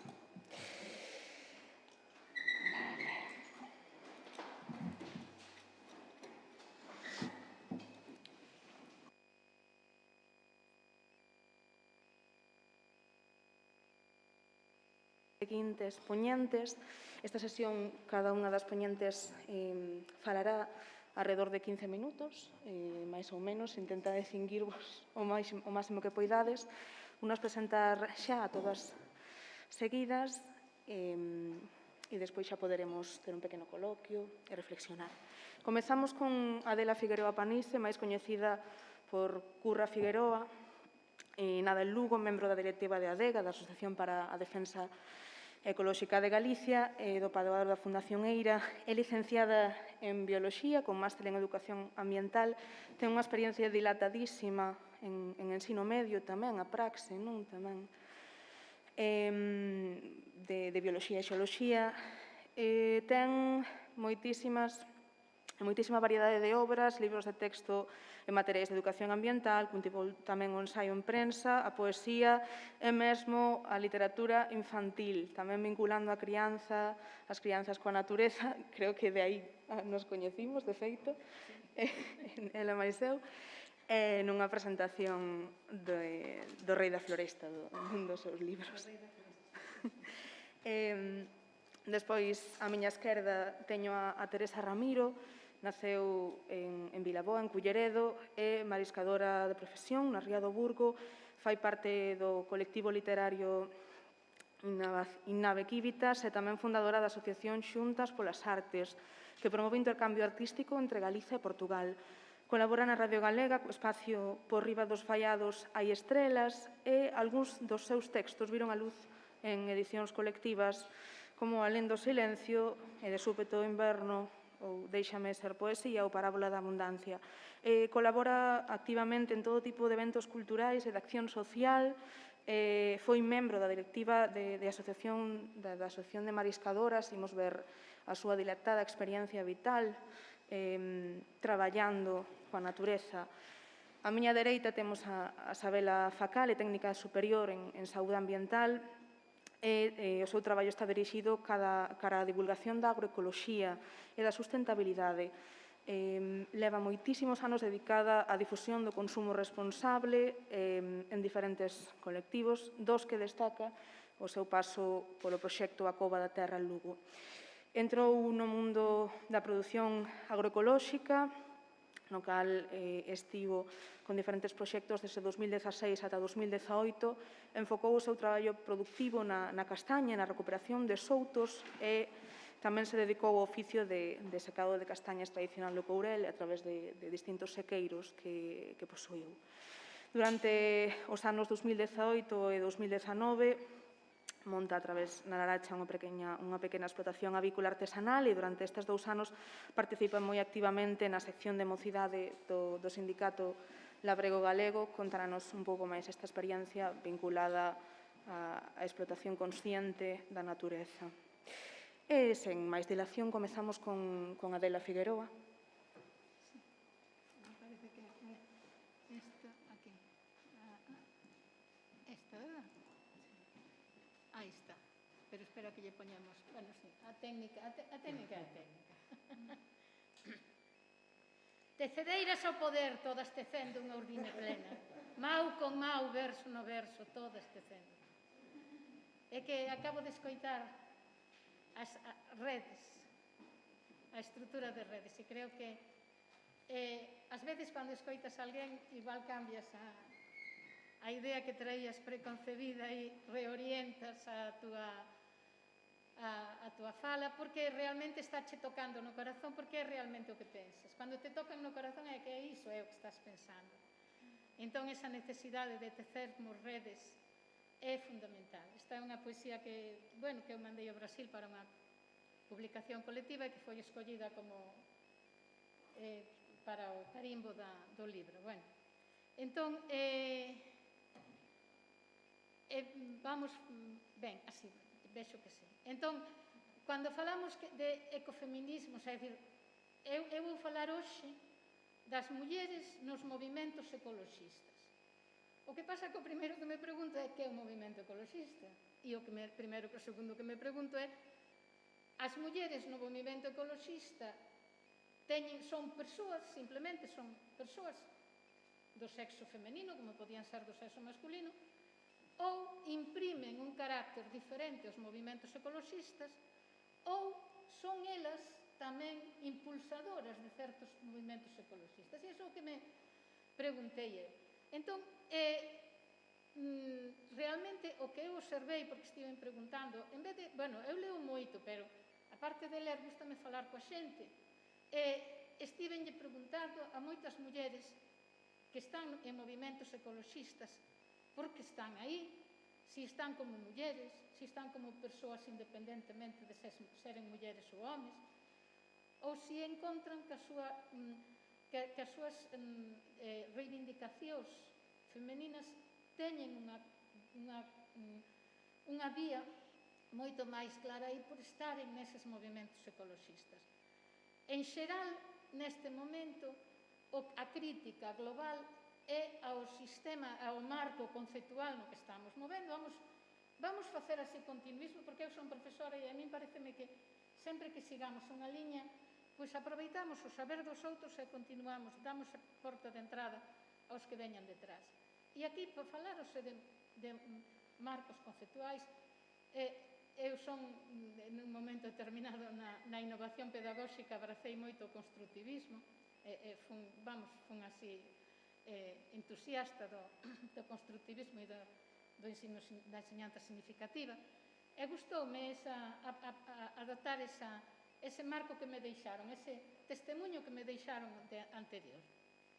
E quero decir que o sistema capitalista é o que se está vendo neste momento como o grande enemigo da natureza, o grande enemigo da terra, da casa común, é o grande enemigo do futuro, é o grande enemigo tamén das mulleres. É dicir, o sistema capitalista procura un rendimento a curto prazo, pero nese rendimento a curto prazo nunca son contabilizados certos elementos fundamentais que sí que se consideran tradicionalmente como femeninos, e fago así, porque son o dano á natureza que se fai cando se fai unha explotación,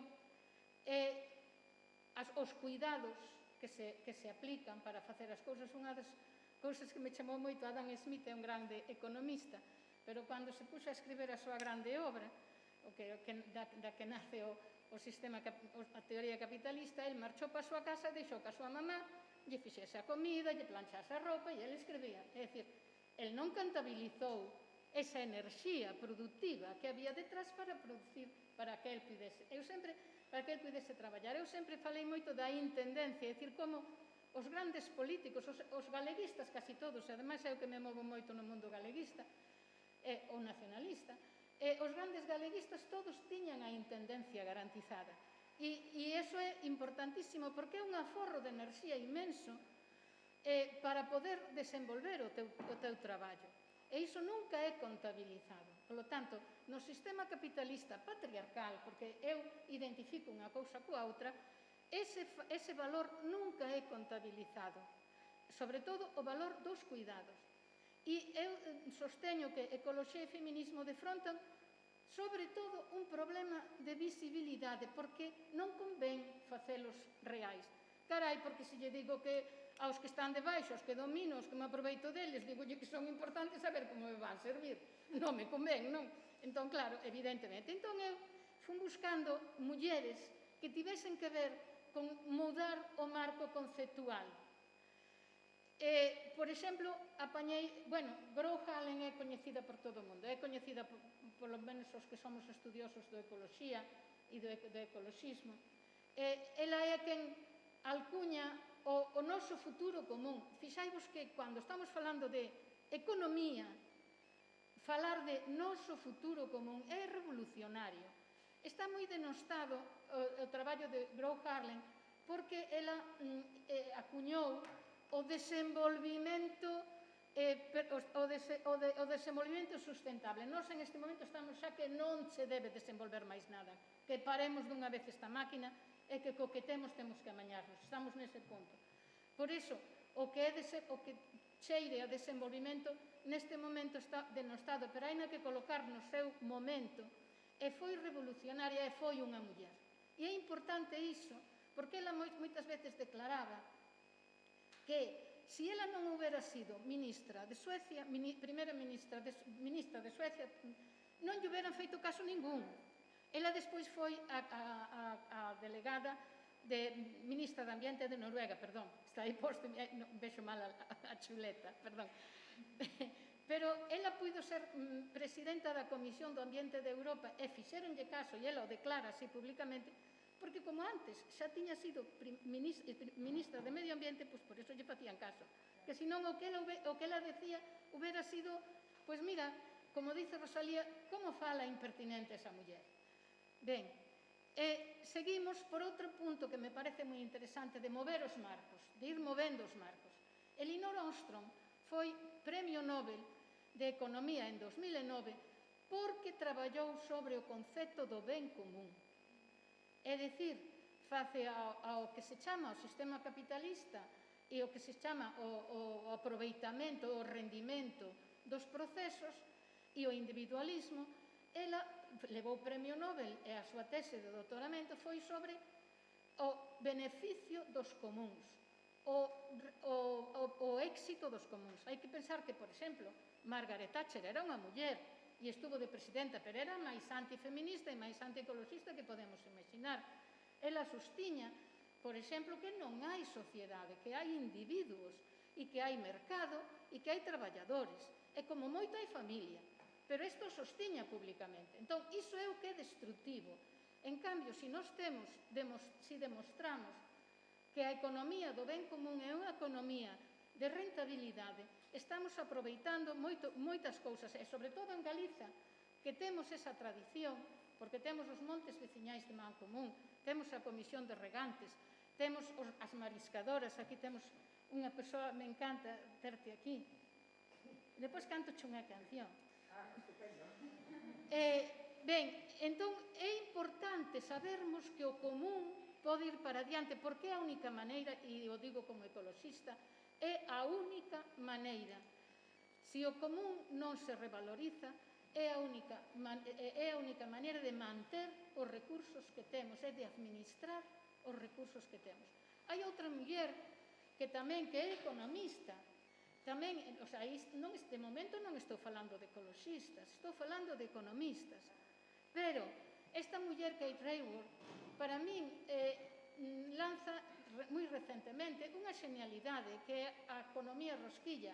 Ben, que tontería, sabémolo perfectamente, non se pode tirar de onde non hai, é así, sabémolo de toda a vida, de onde non hai non se pode sacar, e se esgoto o recurso, quedo sin el.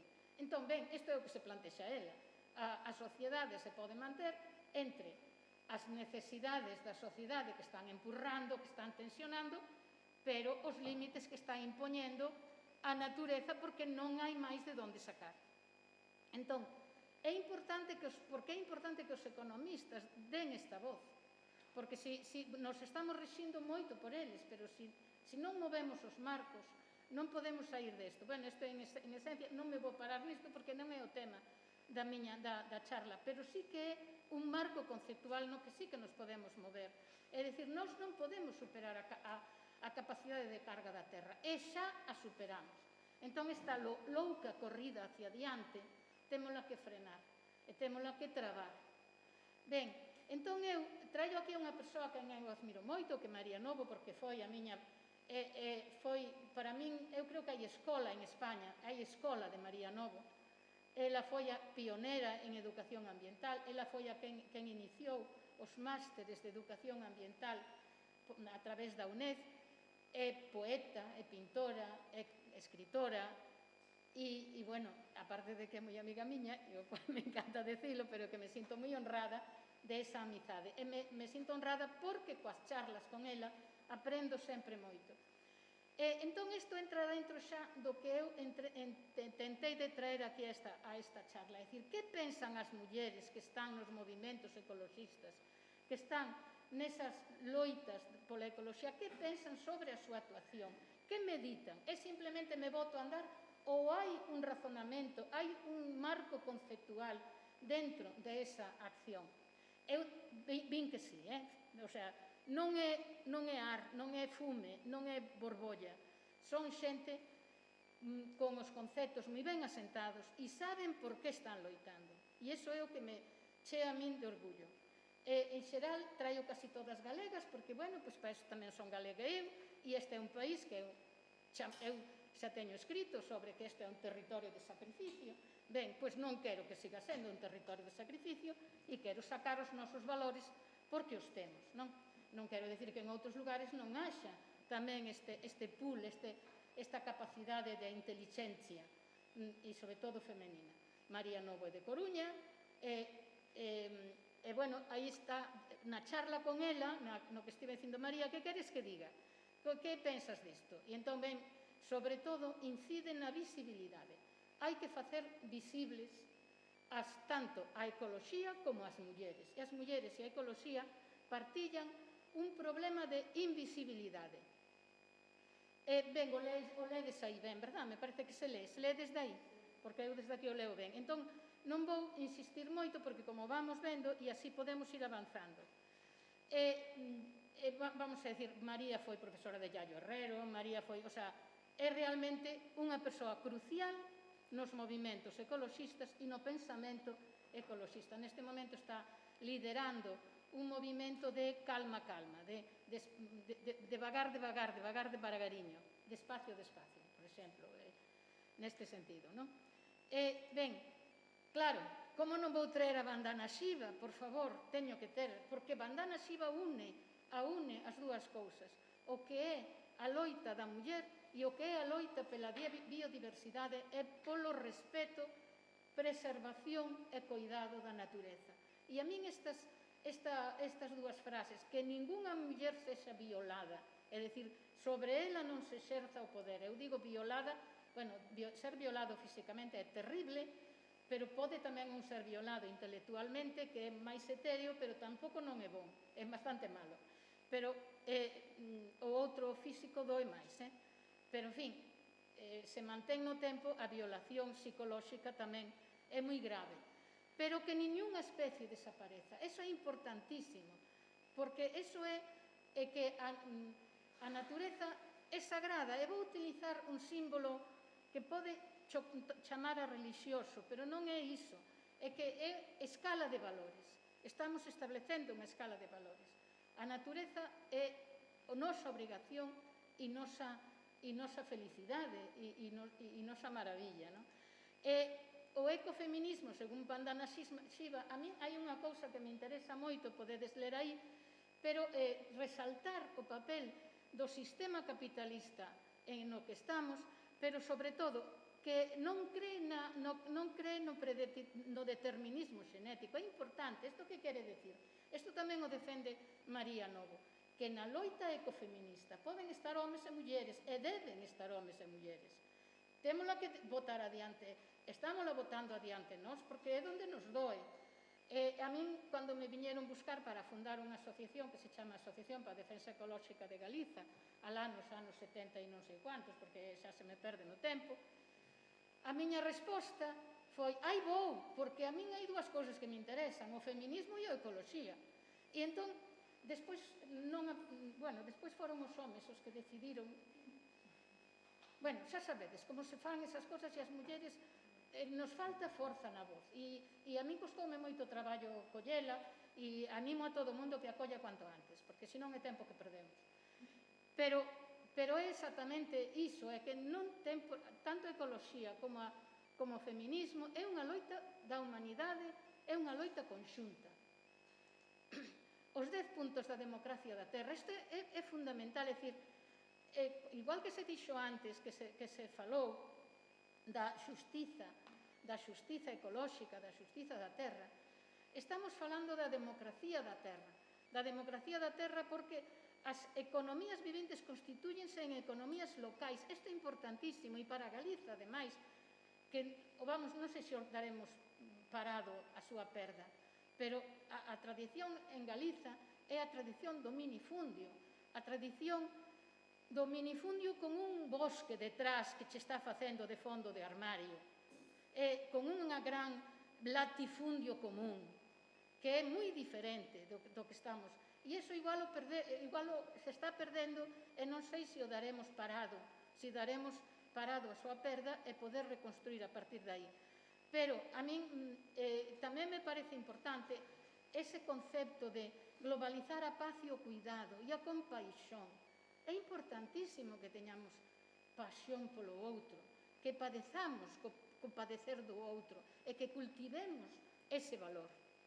Non o valor de uns mozos que matan a un rapaz onte na Coruña. Iso é, e cando un escoita, a veces un chora, porque iso é terrible, porque di moi pouco da nosa raza humana, da nosa especie humana. Eu non digo raza, perdonadme, se me escapou a palabra.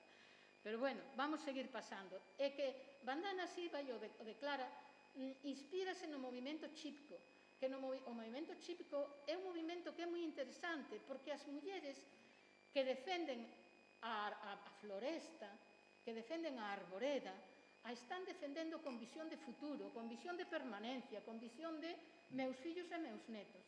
E chegan incluso a loitar contra os seus propios maridos, que chegan incluso a ter conflitos familiares, que é o lugar, o lar é o campo de batalla máis duro. Aí é onde está a batalla máis dura. Porque é moi difícil manter unha batalla dentro do lar e manterse con dignidade e que non rompa iso. Entón, aí é onde acontecen as loitas máis duras das mulleres. Eu non sei se os que me estades escoitando, eu o digo por mí mesmo. Ben, ela aprende deso porque as mulleres, os seus maridos, decían que querían que viñeran os serradores porque así tiñan traballo nas serrarías e que tiñan traballo asalariado, que é o que eles querían ter. E o goberno indio quería abrir carreteras, quería abrir estradas e camiños para poder chegar a todas partes. E que nos estamos vendo agora sobre o Monte Iribio, sobre os montes, sobre o Monte Gato que estive onte, nos estamos vendo sobre os montes como queren cortar iso todo con máquinas e destrozalo para romper o equilibrio ecolóxico. Entón, aí estamos nunha mesma loita. Por iso, Vandana Shiva dice que aprendemos do movimento chipko, aprendizaxe do movimento chipko, porque é o feminismo e é a ecoloxía. Porque saben, as mulleres non necesitaron ir á universidade para saber o ciclo da agua. Elas coñéceno e saben que o bosque mantén o ciclo da agua e evita a erosión das laderas, e evita as enxurradas, e trae auga. Ben, aí trae outra persona que eu admiro moitísimo e que é esta muller que é Wangari Maathai. Wangari Maathai é loitar contra todo, é un exemplo de loita para diante, e cando ela pretendía solucionar o problema da dignificación da muller, de que traballa a muller, de que teña significado na sociedade e compaxinalo con trabar o avance do deserto en Kenia que o facía facendo avanzar o bosque. Claro, dixéronlle, pero tú non vas poder facer iso. Bueno, costoulle riña co seu marido, estuvo no cárcere, o marido rompeu con ela, pois iso esta é unha insolente, esta é unha deslenguada, que levanta as patas para arriba, pero que lle pasa a esta muller que non me obedece? Entón, ela tirou para diante e ten un exemplo que é un conto que é moi bonito, que é o conto do Beija-Flor, o conto do colibrí. E cando lle decían iso, pois ela comentaba: eu quero ser como o Beija-Flor, como o colibrí. O colibrí, cando o bosque ardía, cando polas secas, pola falta de chuvia, o bosque empezaba a arder e non había quen parase aquel fogo, todos os animais fuxían do bosque, fuxían os leóns, fuxían os antílopes, fuxían os elefantes, fuxían as cebras, fuxían todos, menos un paxariño pequenín, que era o colibrí. E o colibrí non fuxiu, e o colibrí tiña un peteiriño pequeno, moi longo, porque el vive só do néctar das flores. Que cousa bonita, verdade, non? El só vive do néctar das flores. E el non fuxía, e en vez de fuxir iba co seu peteiriño a picar no río, coller o pinguiña de auga e tratar de botala en riba do incendio. E o elefante, co seu cacho trompa, dicille, pero colibrí, onde vas ti con ese peteiriño? Só podes botar unha pinguiña de cada vez. Dice, eu fago o que podo. E ese, a mí pareceme que é un conto tan bonito e unha historia tan bonita que se lle pode, que además que ela o utilizaba como sexa un Beija-Flor, eu faço o que posso, non? Ela foi moi intelixente, debía de ser unha muller superdotada de todo, bueno, inteligentísima porque superou moitos atrancos, pero, sobre todo, o que ela intentou é que o traballo das mulleres fose eficaz, fose ecolóxico e se mantivese ao longo do tempo, porque iso é o que é importante. E así fixo. O traballo das mulleres consistía en ir a apañar a semente á floresta, non en plantar eucaliptos, senón en ir a apañar sementes autóctonas á floresta, e esas sementes facelas plantar, facer as mudas, como se dice en portugués, bueno, as plantiñas, preparalas e sabelas levar despois ao terreno que estaba preparado. Entón, estamos facendo un exemplo de ecoloxía perfecto, e ademais estamos mantendo o traballo das mulleres ao longo do tempo, pero mirade a última, que a mí me parece interesante. Vocês precisan verificar se as persoas a quen deran súas mudas realmente as plantan, e se non as plantan non lles pagan. É dicir, hai que ser realista tamén, non? Hai que saber onde nos estamos movendo. Entón, antes de morrer, chegou a plantar 30 millóns de árbores. Pero en este momento en Kenia, bueno, no ano pasado xa había 50 millóns de árbores plantadas, o cinto verde, que é fundamental, que nos está facendo un servicio a todos nós, porque se está trabando o avance do deserto e está permitindo avanzar a floresta, está axudando o ciclo da auga. Pero é que nos vamos meter con o indigenismo, porque eu creo que é fundamental. E aquí está a Sonia Guaxaxara, que é a cousa, é un poderío. Sonia Guaxaxara, cando fala, arrastra o que leva con ela. E ten unha autoridade cando fala e sabe do que está falando. E está falando do que eu estudiei en ecoloxía, cando eu estudiaba biología. Está falando teoría ecolóxica, pero está falando tamén dos seres sagrados. Por iso, cando loito contra os parques eólicos, digo que me arrasan as miñas sagradas montañas, porque son sagradas montañas, porque eu sei o papel das montañas na influencia do clima e na influencia do ciclo da auga e os servicios ecosistémicos que as montañas dan. Entón, cando se fai o balance económico, se coloca canto me costa de aluminio, canto me costa de acero, canto me costa de transporte, canto me costa de salarios, pero non se contabiliza quanto perdín de ciclo da auga, quanto perdín de biodiversidade, quanto dano fixen en xeral á atmósfera. Iso non se contabiliza, e iso que temos que exixir, que se contabilice, que se poña no debe e no haber, o que ten que haber no debe e no haber. Os servicios ecosistémicos son fundamentais, e os servicios sociais, anímicos, culturais e de benestar son fundamentais, e hai nos que colocar en todos os procesos que se fagan na natureza. E traio a Berta Cáceres. Bueno, fixen esa poesía non é gran cousa, pero como a fixen con cariño, pois, bueno, vai para Berta Cáceres, bueno, podedela ler e non me vou parar moito máis, porque nos interesa falar do indigenismo. Este é o río Gualcance, do sagrado dos Lencas, que defendía Berta Cáceres. É sagrado, é o río sagrado. Por que é sagrado? Porque lles está dando vida, porque está facendo servicios ecosistémicos e servicios sociais, ese río, e por iso é sagrado. Cando nos decimos que son sagradas as nosas montañas, é porque nos están facendo un servicio que vai moito máis alá da nosa vida e da nosa trascendencia vital, senón vai para a permanencia da vida. E entón trouxen aquí ahora unha serie de líderes que están liderando a loita, por exemplo, con relación aos eólicos. Sabedes que conseguírase facer aquí unha manifestación que cubriu a praza inteira, e iso foi un traballo inmenso de moita xente, sabendo ceder e sabendo tecer redes. Hai que saber tecer redes, e aí estuvemos, moitos homes acompañaron, pero podo decirvos, se non é por orgullo, foron as mulleres as que lideraron ese movimento.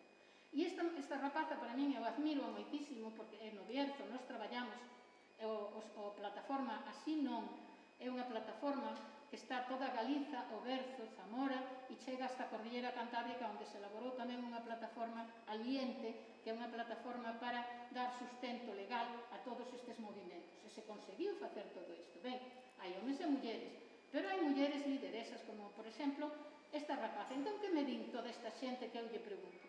Están focalizan o sistema patriarcal e o sistema capitalista. Esta rapaza, por exemplo, é loitadora feminista, é loitadora ecoloxista, é loitadora social, porque xunta todo na mesma man. E, bueno, xa ledes aí o que ela di, verdad? Lese ben, non fai falta que...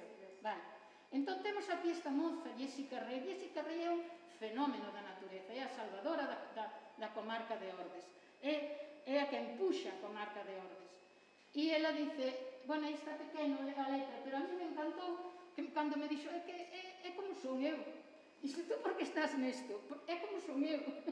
Que a cousa máis simple, máis clara, máis sinxela de explicar por que eu me meto a dedicarlle meu tempo, miña seguranza, moita miña enerxía neste movimento de salvemos a comarca de Ordes. Entón, ben, pois aí tendes a súa teoría, é dicir, todas estas mulleres teñen fundamento teórico, pero temos aquí estas dúas, a Dora Cabaleiro e a Luz das Ribeiregas, que son auténticas heroínas, que están vivindo en Negueira de Muñiz, conseguindo con arte, con inteligencia, con alegría, sobre todo, porque é o que di, por exemplo, que a cousa esta que dice ela, que a mí me encanta, que é moi bonito. Bueno, eso é precioso, me dice. A batalla da vida e dos cuidados. Estamos xerando novas alternativas bonitas e aliciantes. É que eso é tamén importante, é a beleza, é cuidar a beleza da nosa vida e dos nosos actos. Tú, córtame, si me pasa. Porque, bueno, é que temos aquí unha heroína. Esta é Belén Rodríguez, que é a coordinadora de ADEGA, a secretaria de coordinación de ADEGA. Belén é, xa ve, ela aparentemente é facer, está facendo, pero detrás dela hai todo un sustento ideolóxico. Ela sabe por que está facendo e reflite por que está facendo. Por iso eu molesteime en preguntarlle a estas mulleres que están liderando os movimentos ecologistas que pensan, en que marco teórico se están movendo, en que obxectivos teóricos teñen. E, bueno, o tendes aí, eu creo que non o vou ler, pero ela é artífice. Se vichedes a manifestación, eu sei que ela que estaba na tramolla. E entón, iso só se pode facer con moita mao esquerda, con moita paciencia, con moita sabiduría e sabendo cousas, con teoría, e porque sabes o que buscas. E, bueno, nos en ADEGA eu fui presidenta da ADEGA, fui presidenta lá nos anos 70 e tantos, da primeira delegación de ADEGA que se fixo en Pontevedra, e logo fui presidenta de ADEGA durante 4 anos, porque había un pequeno crise, e, bueno, funcionou. E depois tivemos a Virginia Rodríguez, que, bueno, aí está defendendo diante do Parlamento, como vedes, pois a iniciativa legislativa popular en defensa do bosque autóctono. Pero, quen é a nosa primeira ecoloxista? Eu escribín bastante sobre Rosalía ecoloxista. Teño, bueno, un ensayo e teño algunha cousa publicada, sobre todo na Academia da Lingua Portuguesa na Galiza, no boletín, e en algún congreso que fui. Defendo esa postura, porque non é solirismo, aí hai un fundamento teórico profundo. E entón, bueno, vou pasando, non? Cando reclama contra a desforestación. Pero a min hai unha cousa que me encanta desta muller, cando reclama contra o arraso da carballeira de Conxo. Cando o Cardenal Pallá, que ten aquí unha rúa e todo o mundo admira moito o Cardenal Pallá, pois a única que levanta a súa voz dicindo pero onde vai usted? Pero que está tolo usted, que está destruindo a natureza. Pero hai aí esa palabra que a puxen en negrita, ese parágrafo. É un extracto da poesía.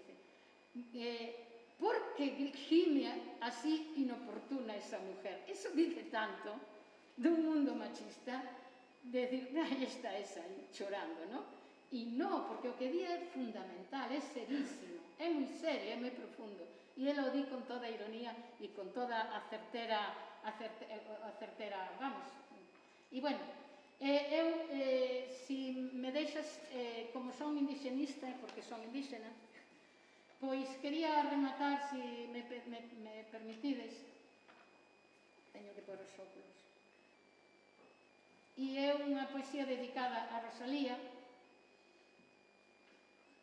Quero ser indíxena como a ti, Rosalía, para salvar da morte a floresta, para louvar a terra escarnecida, para cantar os pasaros ao nacer do día. Vou ir contigo escutar os rumores cantadeiros dos mil ríos, como o teu sar, ou como o meu miño amigo. Pentearemos todas dúas os cabelos en novelos na beira da fonte fría, con o peite de prata da moura da montaña estrelecida. Indíxena sou como a ti porque amo mal pocadiña a terra en que nascí. Lingua de indíxenas falamos en cuanto lutamos contra a cobiza que cabalga sobre os nosos verdes campos e as nosas sagradas montañas. Indíxenas somos porque gritamos contra o poder insensato que toda a terra arrasa. Como indíxenas adoramos as nosas pedras, nosas aguas, nosos montes, nosas fragas, e cantamos o vento que zoa entre as almas por milenio, tracendo para noso son de quen aquí viveu, amou, chorou, sobre as erviñas dos campos santos da nosa terra vedralla. Somos indíxenas sofredoras, bravas, teimosas, lutadoras, inconformistas, coraxosas, que como a ti comungamos entre as follas dos carballos con as raíces da terra benzoada. Vives en nós, mulleres da Galiza, a cantar e danzar alegres cantos, a deperendidos no pontear esquivo de santiñas e santasas da nosa sagrada casa. En nós estás presente cando berramos na nosa terra de himno traballo. Tú rompiches os trabóns, as alxemas que nos paralizaban xunto das nosas irmás indíxenas como a nós, nunca máis asoballadas. Agora o río vai cheo, nosa voz xa non se para.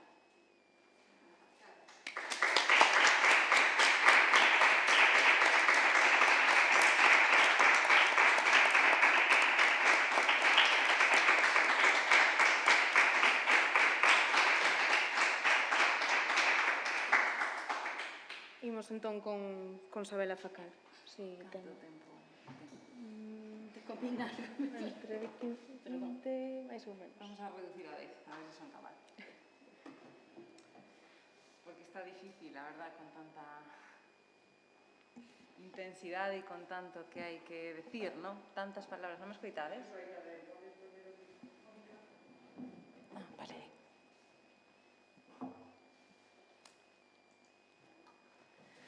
Bueno, eu comparto con Curra que traía un pequeniño discurso de 20 minutos, vou non mudar un pelín para adaptarme ao tempo e tamén para adaptarme ao que vou recibindo, ¿no?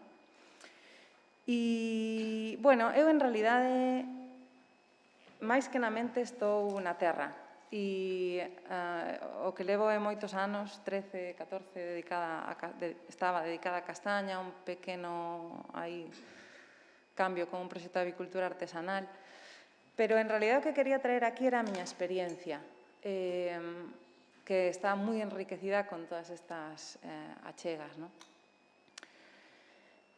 E para resumir moi moito e non comer moito máis tempo, simplemente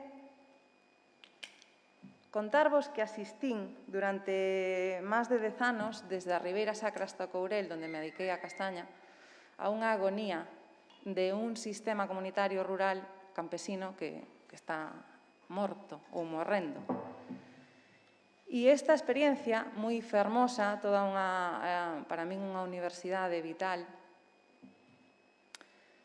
axudoume a, cando marchei do Courel, xa vos digo, pois ali en concreto 10 anos, e me fun a vivir a onde vivo agora, en Bergantiños, que é unha zona de costa cerca da Coruña, pois en este cambio vin que esa agonía que eu vivín no Courel, en Bergantiños, que é a terra da miña mãe, onde eu me criei de nena, en realidade esa comunidade e ese tipo de vida campesina e rural está hai moitos anos morta, pero gracias a vivir ali e convivir ali cas mulleres e cos homes que ali traballaban e traballamos codo a codo a veces, puiden como rescatar certa enerxía de vale, pero isto aquí foi, e falaba que a miña avoa e lle decía, avoa, pero isto, a miña avoa visitou o Courel, e cando veo a visitarnos, díxome, con 90, 80 e moitos anos xa, díxome, sí, isto está moi bonito, pero cando teñades fillos, vamos a ver.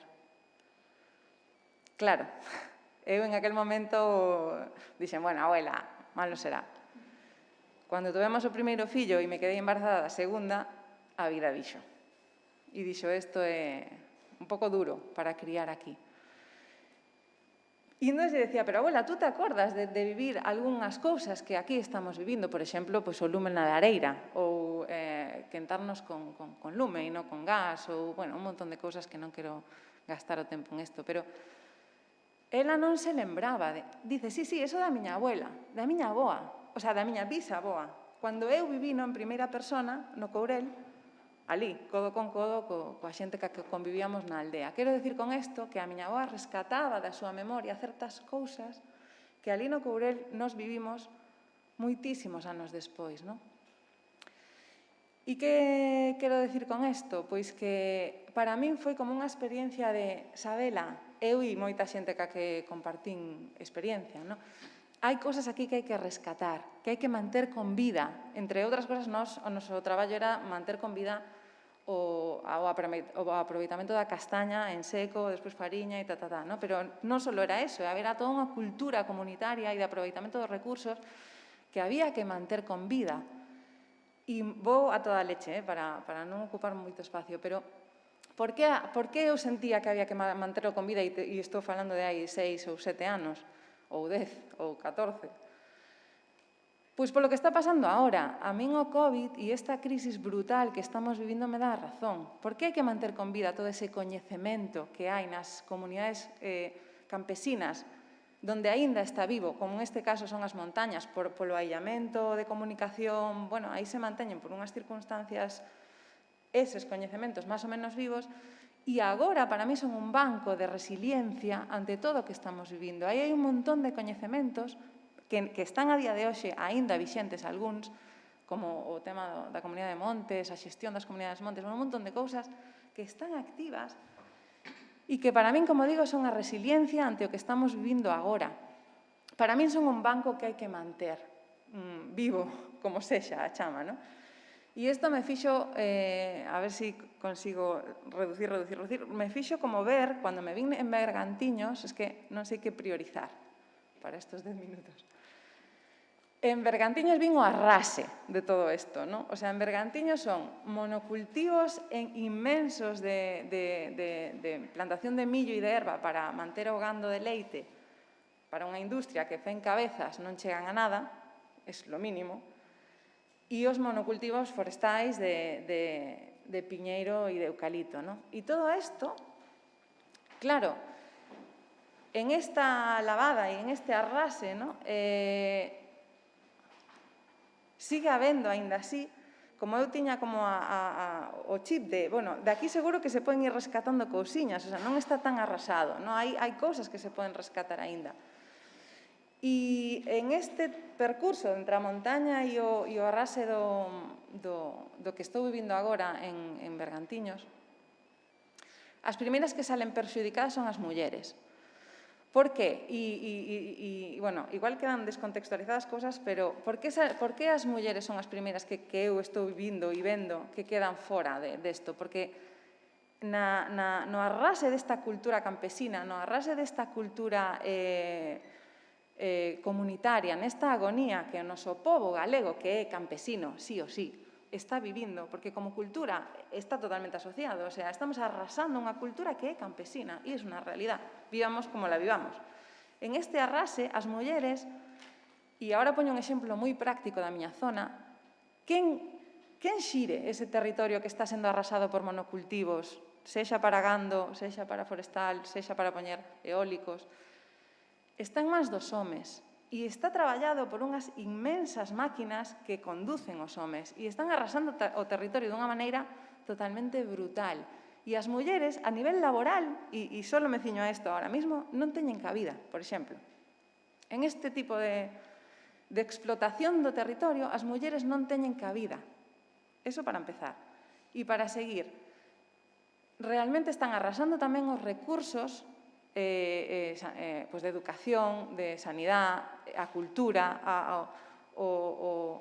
todo o entrelazado que necesitamos para soster a vida, homes e mulleres. Pero eso tamén está sendo desmantelado. Entón, as mulleres non teñen cabida en ningún tipo de foco, o sea, nin laboral, nin é fácil vivir aí e está sendo arrasado. Entón, só están quedando homes ao mando destas grandes máquinas, destas grandes explotacións, destas grandes extensións de terreno e as mulleres van marchando. E para ser super breve e acabar, tiña como unha cuestión relacionada con isto, que quería un pouco lanzar a debate tamén. E vale, si todo isto, en unha pincelada super rápida, está acontecendo, pero hai unha realidade que está acontecendo e é que o rural se está quedando vacío. Na montaña e no Val, o sea, e nas zonas menos alonxadas tamén. Hai un baleiramento de mulleres principalmente, que son as que primeiro marchan, detrás das mulleres van os nenos e as nenas, e quedan homes que ao final se aburren de estar ali. Entonces, unha pregunta que eu lanzo un pouco a debate é por que isto está ocurrindo? Que está pasando con este baleiramento das zonas do rural? E desde o meu punto de vista é unha cuestión bastante complexa, que non ten un solo enfoque. Podemos decir que é o capital que nos está expulsando de estos territorios para ocupalo con estas grandes explotacións de monocultivos, sexa do que sexa, ou somos nós que estamos abandonando o territorio detrás de unha utopía urbana e consumista e estamos deixando baleiro o espacio para que sexa colonizado por este virus grande que é o capitalismo. E fago como un paralelismo cos nosos corpos. Cando os nosos corpos están débiles, somos máis facilmente colonizadas por virus. Cando o territorio está forte, é máis difícil colonizalo por virus grandes e pequenos. Entón, isto para min é unha reflexión. Por que se está baleirando o rural? E nese rural están estes recursos de resiliencia para superar todas estas crisis climáticas e sociales que nos veñen enriba. Ese é o banco de resiliencia, pero se está quedando vacío. E cual é o pensamento e o modo de vida que estamos sostendo hoxe en día a maioría de nós? É un modo urbano e consumista. E non lle podemos pedir a ninguén que se manteña no territorio, cuidando do territorio para que non sexa invadido, cando estamos fomentando un modelo de pensamento urbano e un modelo de consumo que esas persoas, e o digo por experiencia propia, non temos nin recursos económicos nin donde comprar.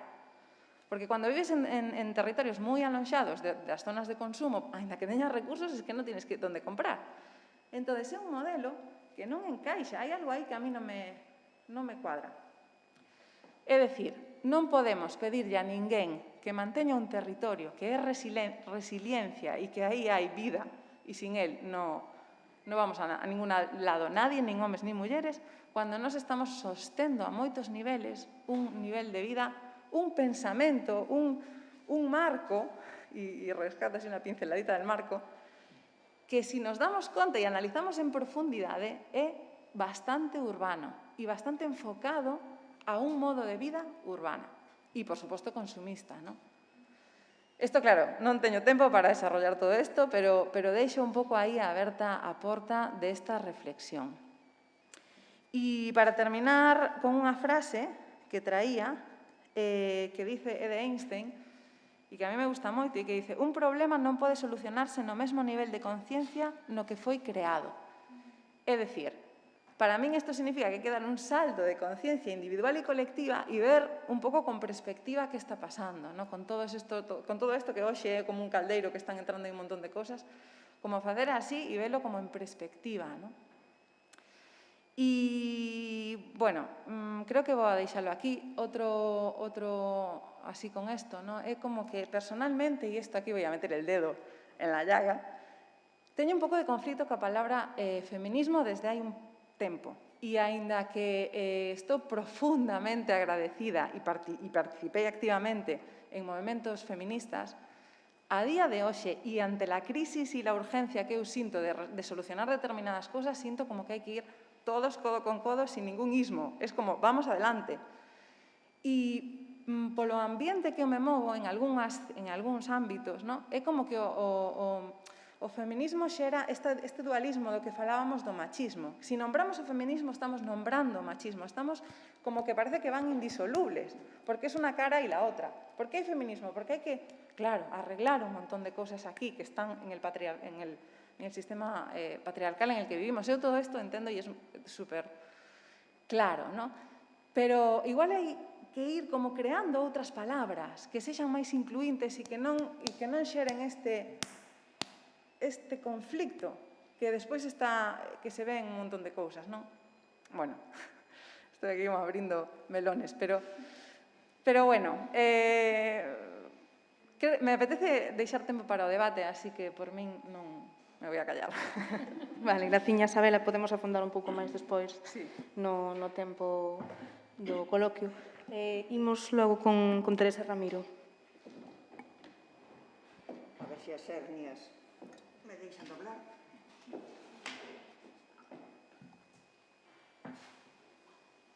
Mar, non me cansarei de soñarte, ainda que sexa en Compostela. Aquí estou, pousada de xeonllos, resistindo ao naufraxio. Traio comigo un cheiro a marusía das mulleres que premiaron a beira-mar de loitas e de historias, mariscadoras, bitácoras de lúas deseñando universos en contornos.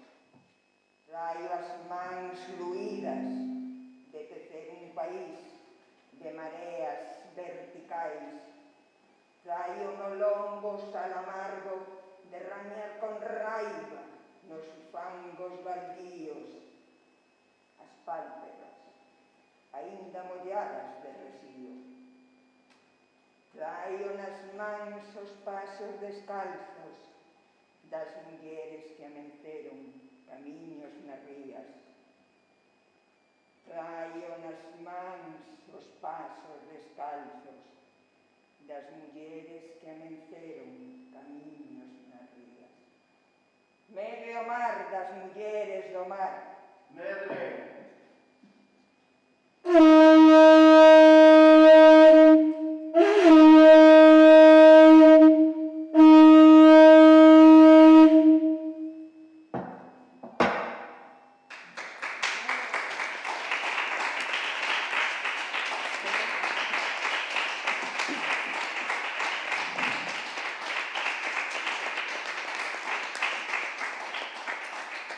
Moitas grazas.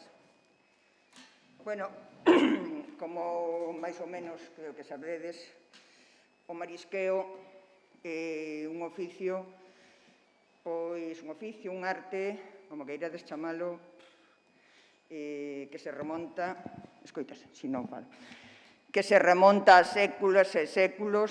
De feito, está documentado xa nas épocas castrexas e antes que aparecían cando excavaban os castros, restos de cunchas de mariscos de bivalvos. Eso indica que, desde tempos inmemoriales a humanidade mariscaba como medio de supervivencia. A día de hoxe, casi seguimos como na prehistoria. O oficio do marisqueo non mudou prácticamente casi nada. Apenas mudaron as ferramentas con que se desenrola este traballo. Un pau e un ferro, nada máis. Os ferros, posiblemente, cando eles usaban, pois non sei se usarían conchas, cando os ancestros cunchas ou algún material, pero máis ou menos é o mismo. Pouco foi mudando. Os ferros poden ser doblados en forma de ganchas, que son, chamamos de forquitas ou rastrillos, e un cacho dun pau de madeira. Prácticamente sigue sendo o mesmo. As técnicas son as mismas. Afortunadamente, por unha parte, todavía non se introduciu a maquinaria, a tecnoloxía. E digo afortunadamente porque, se xa así, o marisqueo está sendo bastante restringido por la contaminación e furtivismo, por infinidade de cousas. Se se metera a maquinaria industrial, entón xa prácticamente desaparecería. Por outra parte, tamén é un pouco fastidiado, porque, claro, nós traballamos, eu puxeme de rodillas, de xeonllos, porque traballamos de xeonllos.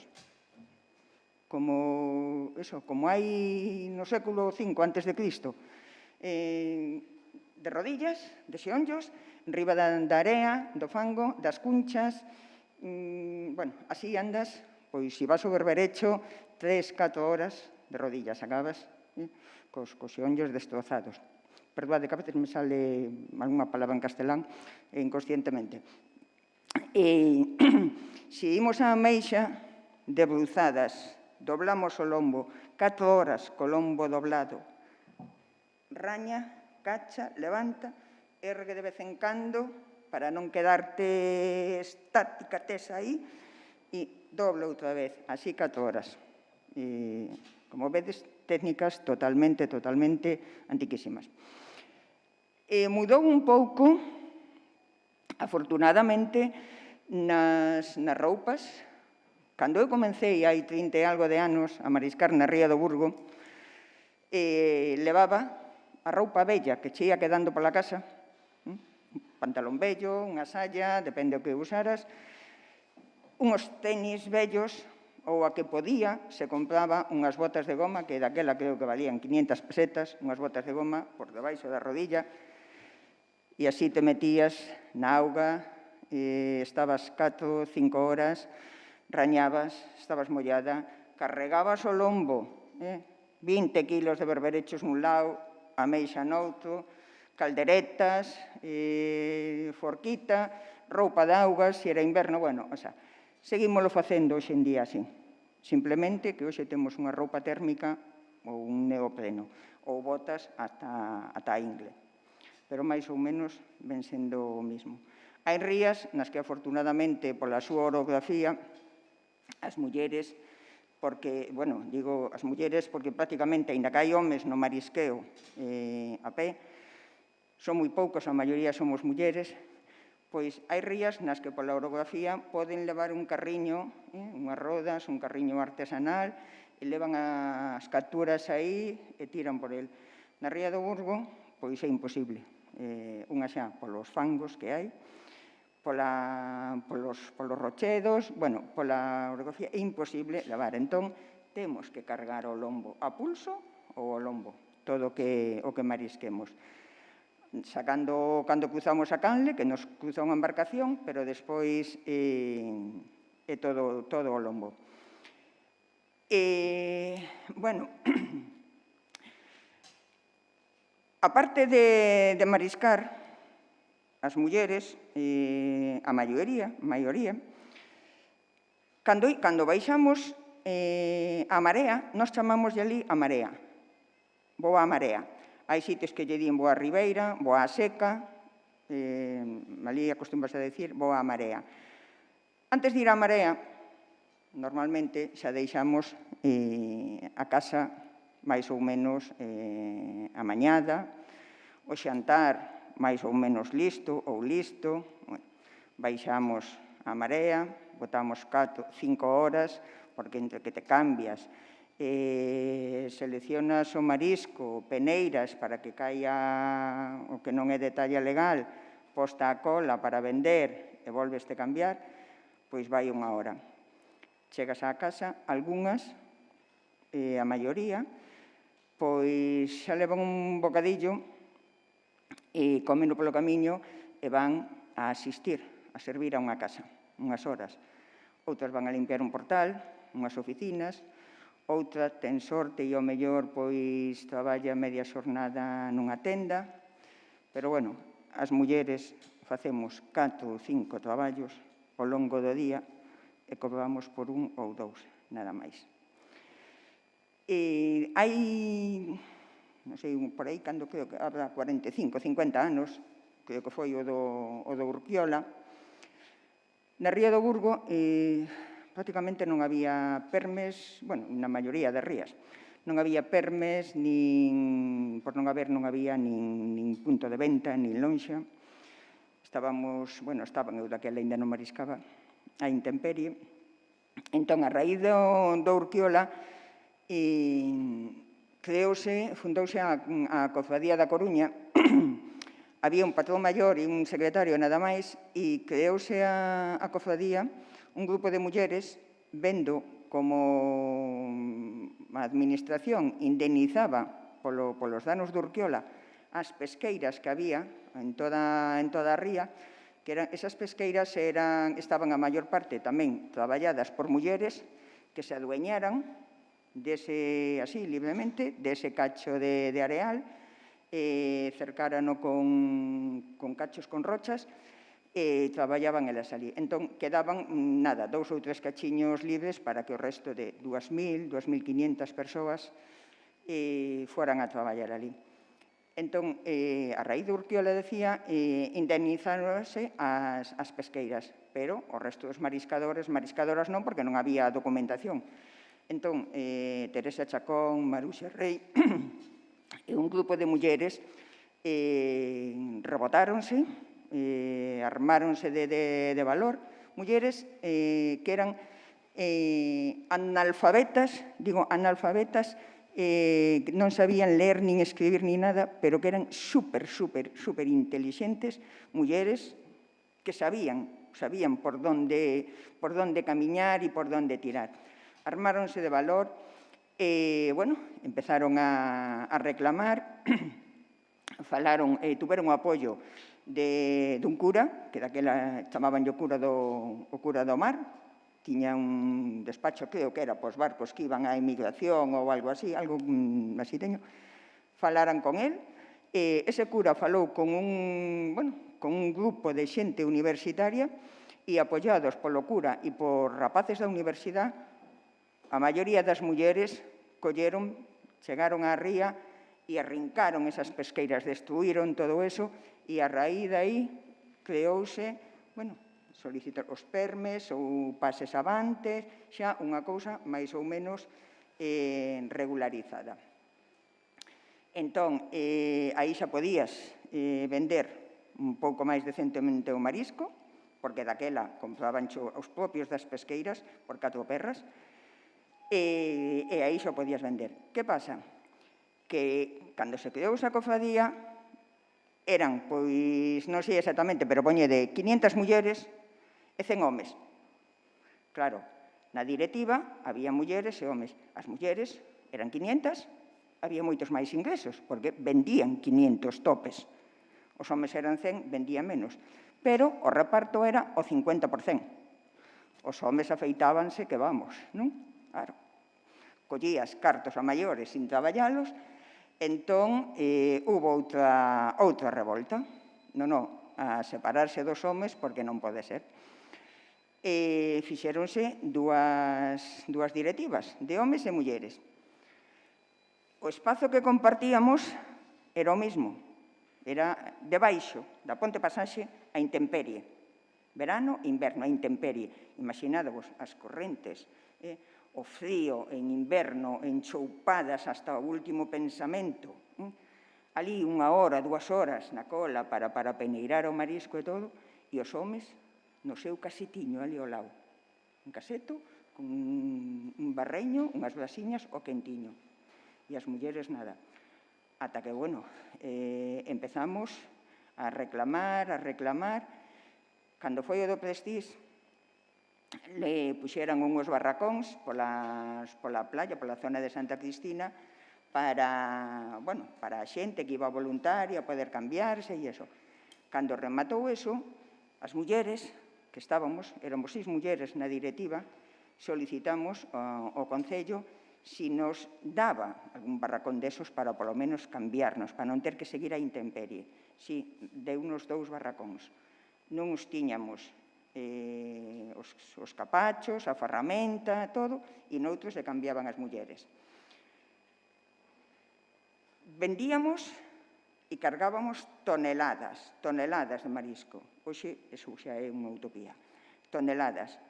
Os homes nos podían ver, ca lingua de fora, que sacando o difunto Pepe de Suevos, que sempre nos axudaba, eles se cruzaban de brazos así, e carga toneladas co camión, carga toneladas. Cando o Concello de Oleiros quería facer o paseo marítimo, a nós largábanos de ali. Claro, a donde íamos? A ningún sitio. Fomos as mulleres, as que conversas co Concello da Coruña e tal, conseguimos un local na parte de abaixo do hospital materno. Tiraron aquelo, para ali viñeron os homes tamén. Eles non moveron un dedo, pero para ali viñeron. Tiñamos 2 plantas, abaixo e arriba. A das mulleres, sempre limpa. A dos homes, unha cochambe. Todo por ali por fora, todo eso. Non vou a seguir máis con eso. A ver, se non me... Vamos a ver isto por aquí. Teño que, se non, poñome a falar, perdón. Logo, despois, bueno, que tampouco hai moito tempo, no ano, máis ou menos, no 98, 2000, gracias á loita das mulleres tamén conseguiuse que nos integraran na Seguridade Social como autónomas, pero integradas, porque ata daquela non tiñamos. Se estabas enferma, non podías ir a traballar, pois ali te quedabas na casa porque non podías, pero tampouco cobrabas. Bueno, unha vez integradas na Seguridade Social, polo menos, aínda que hai moitas carencias, que daría para falar outro tema moi longo, polo das enfermidades laborais e condicións e todo, pero, bueno, estás de baixa, polo menos danche unha baixa, estás na casa, non pasas fame e non vas, non? Logo, despois, polo 2005, máis ou menos, sou un desastre para as datas, 2005-2006, a Consellería de Pesca pechou a Ría do Burgo. As augas divídense en zona A, zona B, zona C.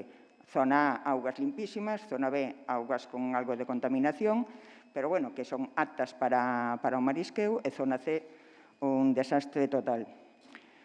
A Ría do Burgo, durante moitos anos, soportou moitísima contaminación. Ainda soporta algunha, pero, bueno, era horrible. Moita contaminación.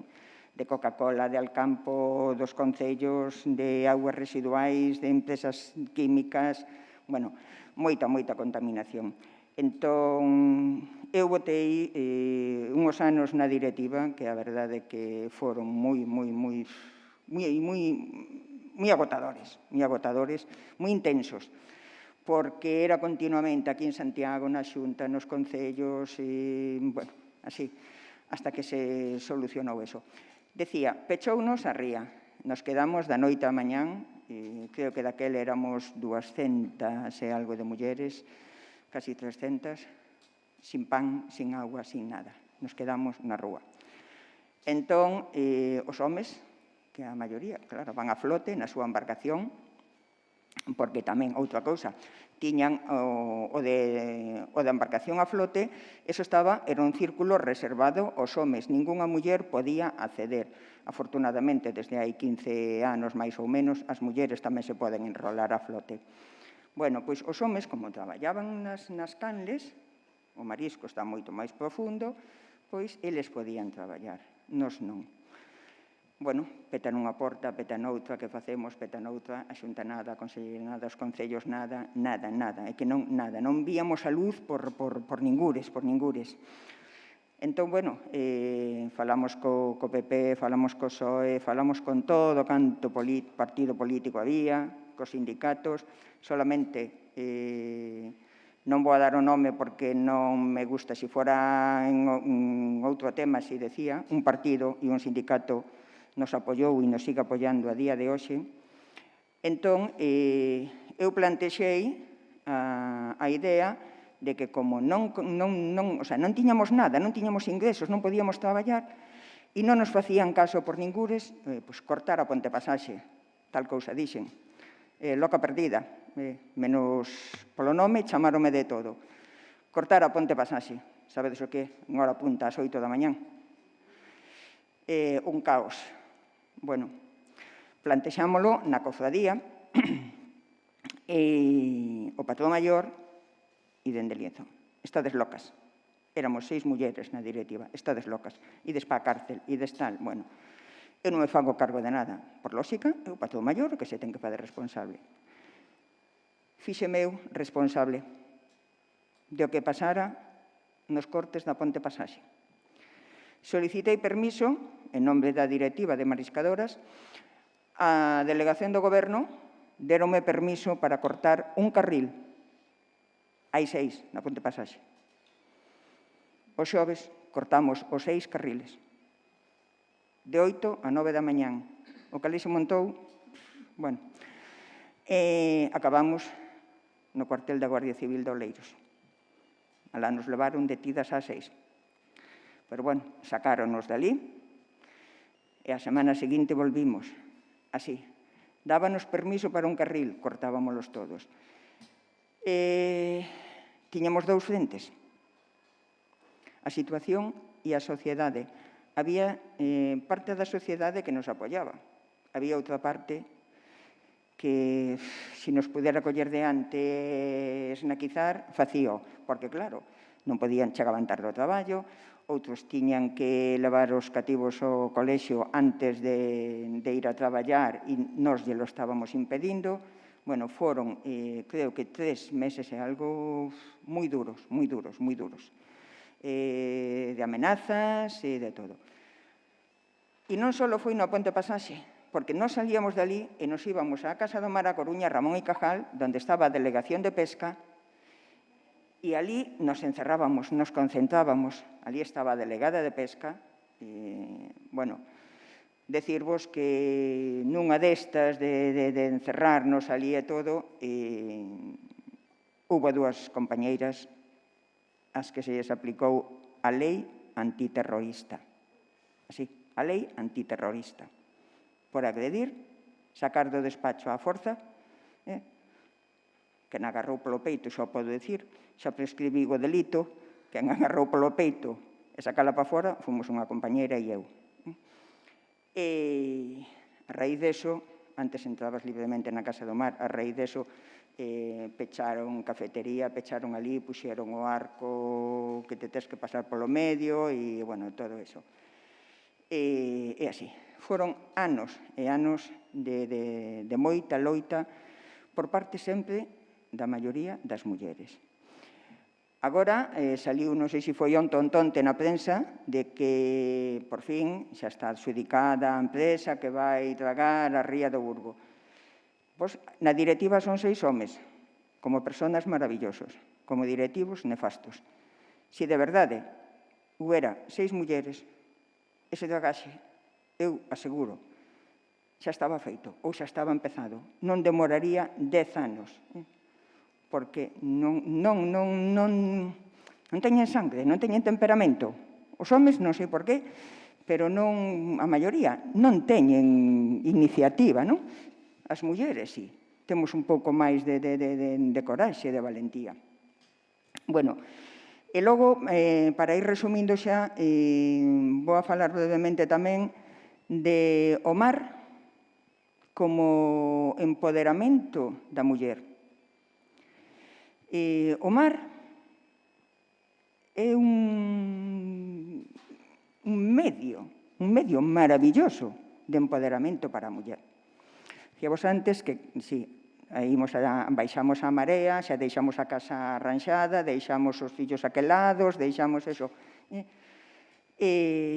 Pero o mar, no meu caso, e no caso de moitísimas compañeiras, serviulles por esa razón, porque dache marxen, dache tempo para ti atender a casa, os fillos, ou poder ir a traballar despois, gañar algo máis. Porque en moitas familias, moitas mulleres, pois o mellor, eu no meu caso estuve aguantando un matrimonio hasta que me puden, pois que tiña os meus propios ingresos e que me empoderei para decir, no, pois hasta aquí cheguei e agora non preciso comer do que ti me das ou os meus fillos non precisan que ti os manteñas, non? Entón, e xa digo, e a moitísimas máis compañeiras.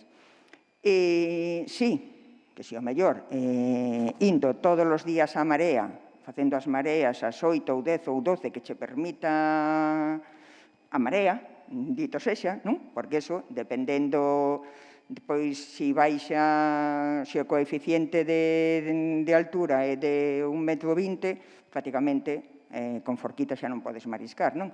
Ten que ser de 1,10 m, 1 metro para baixo. Entón, se ese día xa non podes ir, pois xa non vas, podes facer o que sexa. Que tes que entrar ás 8 da mañán, a marea é de 8 a 12, non podes ir á marea das 8, pero chegas tarde, vas ás 10, deixaches os fillos no colexio. No meu caso, teño unha cativa dependente, pois deixo primeiro no autobús. Se non vou a ganar, se vou a ganar 1.000 euros ou 1.200, pois ao mellor gano 600, porque non fixen a marea completa. Pero sí podo traballar.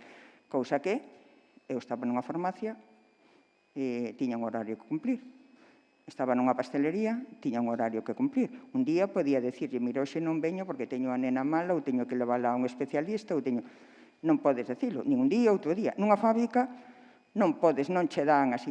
No mar, sí podes, gañas menos, pero tes calidade de vida, non? Entonces, é algo que reivindico sempre.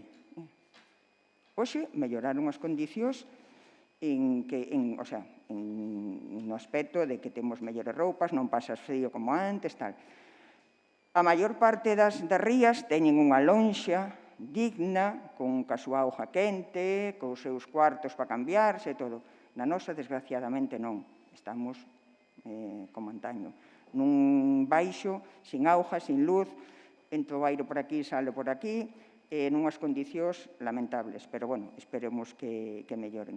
Pero que decía que o traballo no mar é un traballo de cara ao empoderamento da muller moi bo por esa razón, de que se un día non vas, pois non ganas, pero tampouco pasa nada, non te despide ninguén, non?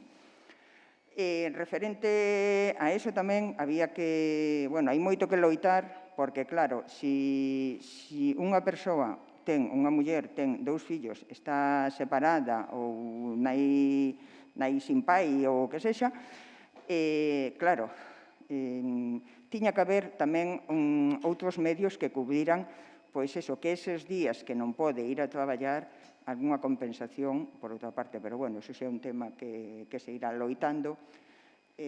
Bueno, creo que xa está o tempo máis que... Mil grazas, Teresa. Grazas. Grazas ás tres.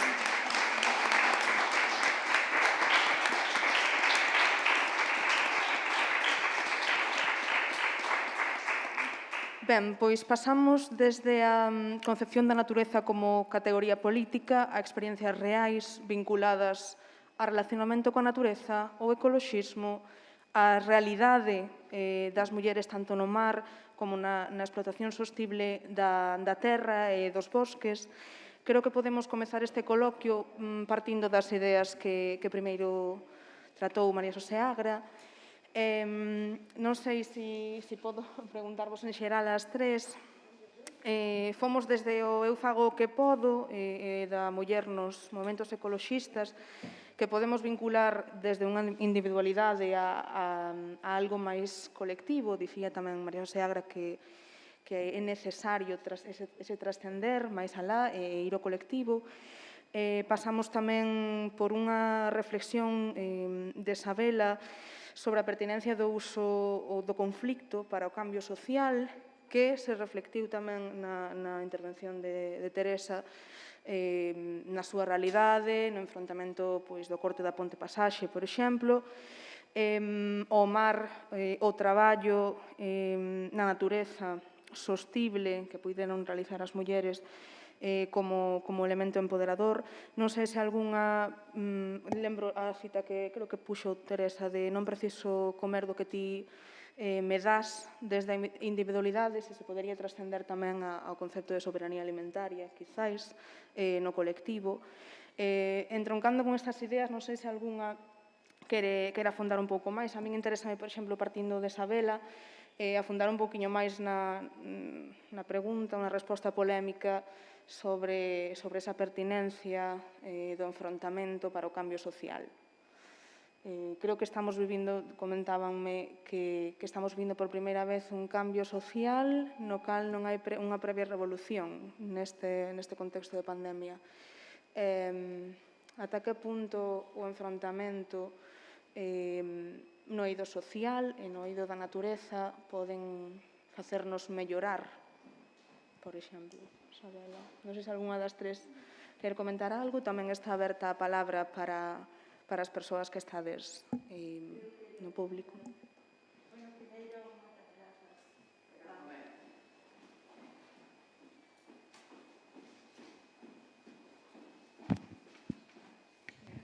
Primeiro, moitas grazas a todas, maravilloso teu, fermosísimo o voso, encantoume o que contaches das mulleres do mar. Quería dicir sobre o que plantexaches, Sabela. Eu non me movo nin un milímetro do feminismo. Creo que se estamos e se somos é polo feminismo. E que se alguén lle pica, que rasque. pero que nós non temos por que, aínda por riba, seguir dando pasos para atrás ou decir que non somos o que somos. Existe o feminismo, os feminismos, se queremos, existe a loita de clase, existen as ideoloxías, e nós, pois, tenemos a nosa, que é pola que estamos aquí. Ese é o meu pensamento.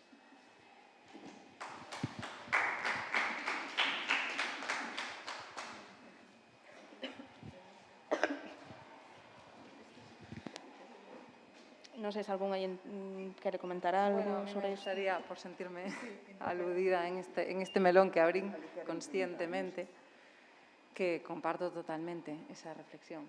Hai unhas realidades que son económicas e políticas e sociales que son evidentes. E non nego para nada a trayectoria do feminismo, non só a nego, sino que a honro totalmente, igual que cualquier loita política que vaya a favor da vida. Eu falo da vida, falo de ir a favor da vida e falo dese cambio de marco. E para min, e vou a ser así un pouco heavy porque teño poucos minutos e me apetece lanzar bombitas, ¿no? Pero ese cambio de ese marco no que parece que non damos salido, a lo mejor hai que ponerle alguna bombita, o sea, es como mental, me refiero a nós mesmas, o sea, como vamos a deconstruir, e me encanta esa palabra e ese concepto e esa teoría, a deconstruir todo, incluído o feminismo. E lo lanzo, o sea, está claro que non temos nin tempo, nin espacio para simplemente, bueno, honro o feminismo e gracias a él estou aquí. Hoxe, con a miña, bueno, con esta muller que non vou dicir quen é, pero cercana, e con toda a miña trayectoria familiar, que tamén está moi vinculada ao feminismo, honro, non teño nada en contra, en absoluto. Ganas de crear aí movimento, porque creo que por eso, porque creo que é necesario mover marcos e para mover marcos a veces hai que ¿qué está? ¿Cómo que me estás diciendo? ¿Cómo que esto? Era simplemente eso. Gracias. Había aí unha pregunta. Bom día. Creo que o que vou a dicer xa se apuntou con pinceladas por aí. Eu só unha recomendación que sería un libro moi interesante dun galego, chamas algo así como Postcapitalismo, Pandemia e outra palabra que non recordo ben.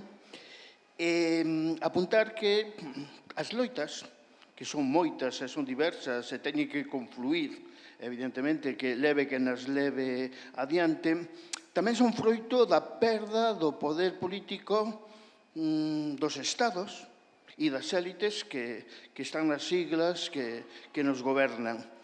Simplemente apuntar que todo o que está a pasar, que é unha reestructuración para min do sistema capitalista, incluído o que todos estamos a viver, ese secuestro das libertades que sufrimos fai un ano, é un secuestro, é un ensaio do que nos pode pasar. É dicir, aquí ninguén se pode mover sin que esas élites políticas, que son élites económicas, que son as que ditan o que vai pasar, están moi estudadas. E como están moi estudadas, eu só me remito a dúas palabras. É unha crisis do capital, que é unha crisis que ven dada polo xeito de producir e polo xeito de consumir. E iso ten remedio.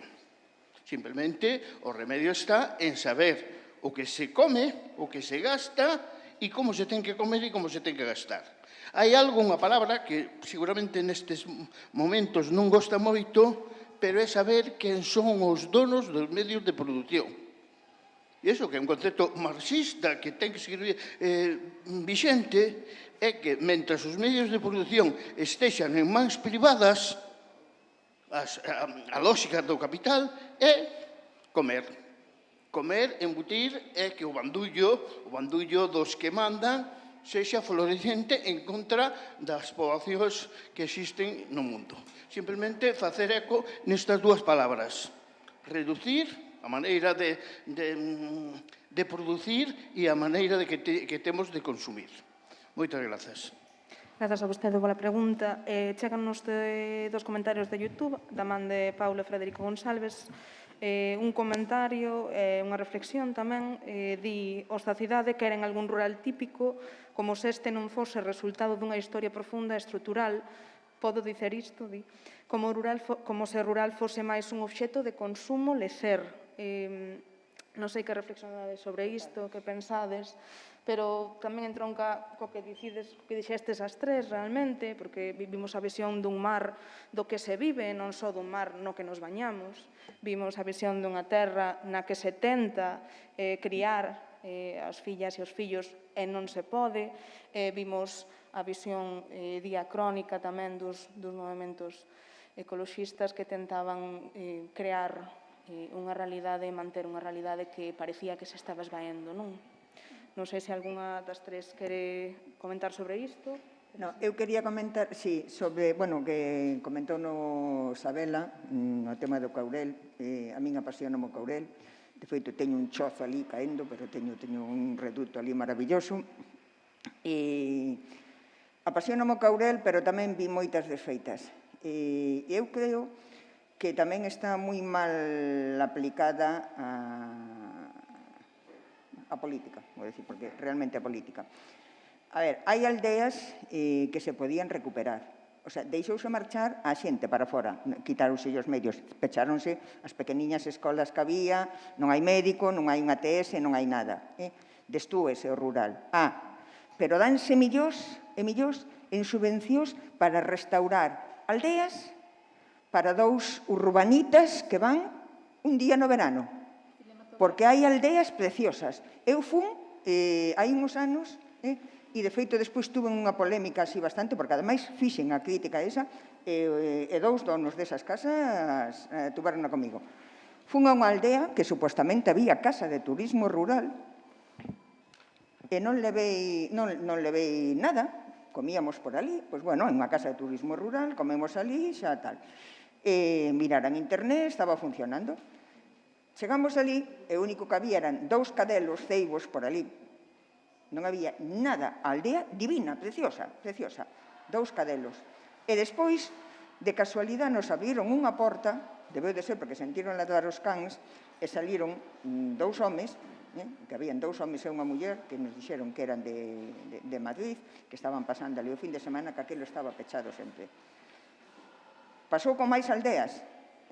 Pasou nesta aldea onde eu teño ese chozo que comprei por 4 perras hai moitos anos. Cando fomos, xusto agora, en xuño, fixo un ano, cando fomos ali, había 6 ou 8 casas restauradas, pero era unha aldea fantasma. E un sitio divino, con un río ao lado, á beira da carretera, o sea, ben comunicado. Por que non se invirte? Por que non se invirte esos cartos que se dan para reformar todas esas casas, para que unha persoa que se pode permitir ter esa segunda residencia ali a conta desa subvención, vaya unha vez ou 2 ou 3 ao ano? Por que non se paga un mestre ou un médico e se fomenta o estar aí? Por que esa política de deixadez para unha cousa? O sea, non sei como chamarlle.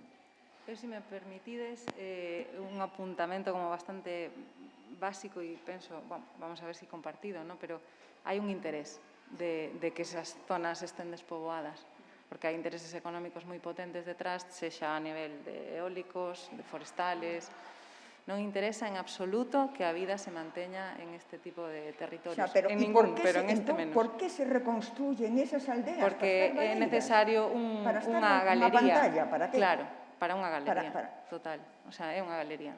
O Courel é unha galería moi cutre e moi desvirtuada, pero é unha galería cara, mira que bonitas as montañas de Galicia. Pero claro, hai un claro interés en que esas en xeral, eu penso que hai un claro interés en que o rural e o campo sexan abandonados ou urbanizados mentalmente, que isto é un detalle que non me dio tempo a decir, pero que eu creo que é unha reflexión que tamén abro. Na zona na que eu vivo é unha zona que está máis habitada, pero mentalmente estamos urbanizados e a xente traballa fora, o campo queda abandonado como produtor, como produción, e sí, vivimos en chalés a 20 minutos de Coruña, pero traballamos en Coruña, ou traballamos en Carballo, ou traballamos en Laracha, non habitamos o territorio, que isto é el gran virus. O sea, non habitamos o territorio. Vivas en un chalé ou vivas en a montaña. Claro, o territorio está abandonado. Sí, pero ti plantas o teu horto.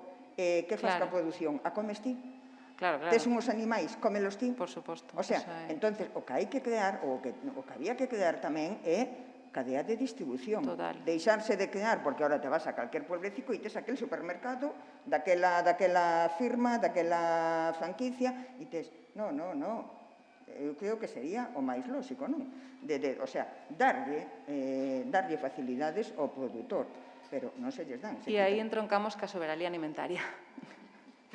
O sea, que somos soberanos da terra? No. Somos soberanos da nosa propia alimentación? No. Somos soberanos do noso país, do noso territorio? No. Somos soberanas do noso corpo? No.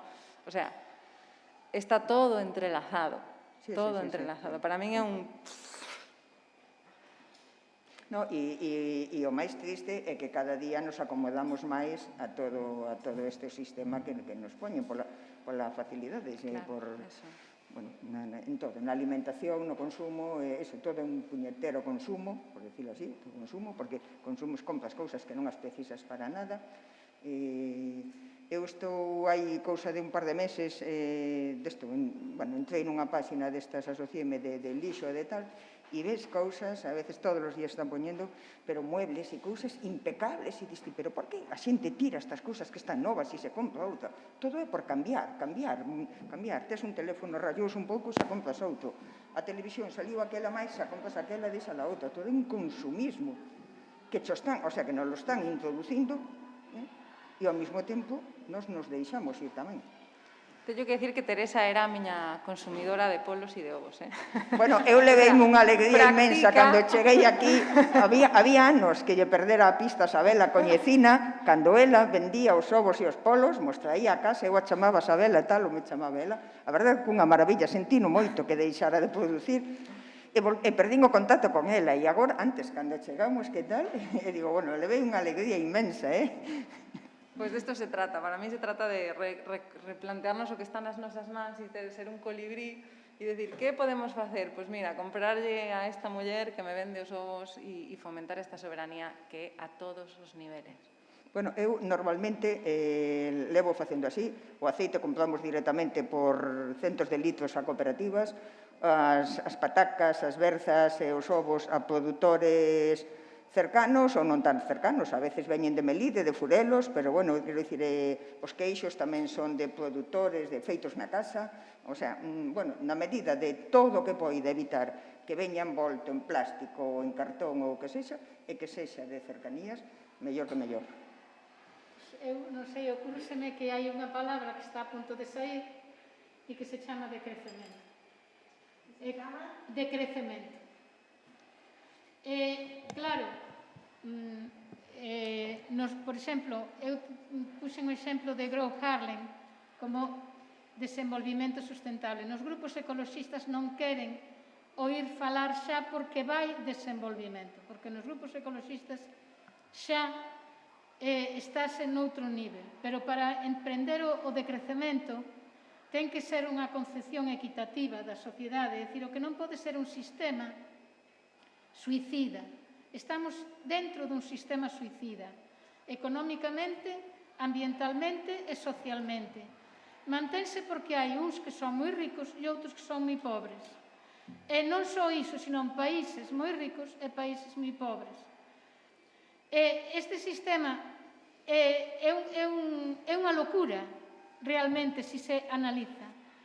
Turiel di que non é unha crise climática só, é unha crise total. E eu supoño, cando hai unha crise, hai un cambio de paradigma. O paradigma que estamos abandonando é o paradigma de o capitalismo nos fornece calefacción aquecimento nas casas. Sí, hai cousas que no benestar aparentemente milloramos, porque temos cousas que antes non tiñamos. E máis persoas teñen cousas que antes non tiñan. O que non se botou a conta é do ecosistema se pode aturar esas tantas cousas que tantas persoas teñen. Moitas delas non necesitan. Cando se planifica os parques eólicos, por exemplo, desde Bruselas, é certo que acabou o petróleo, é certo que se acabou. Vamos contar que acabou. Está aí, estamos aproveitando os últimos lazos. E é certo que un sistema non se pode manter se non hai unha entrada de enerxía.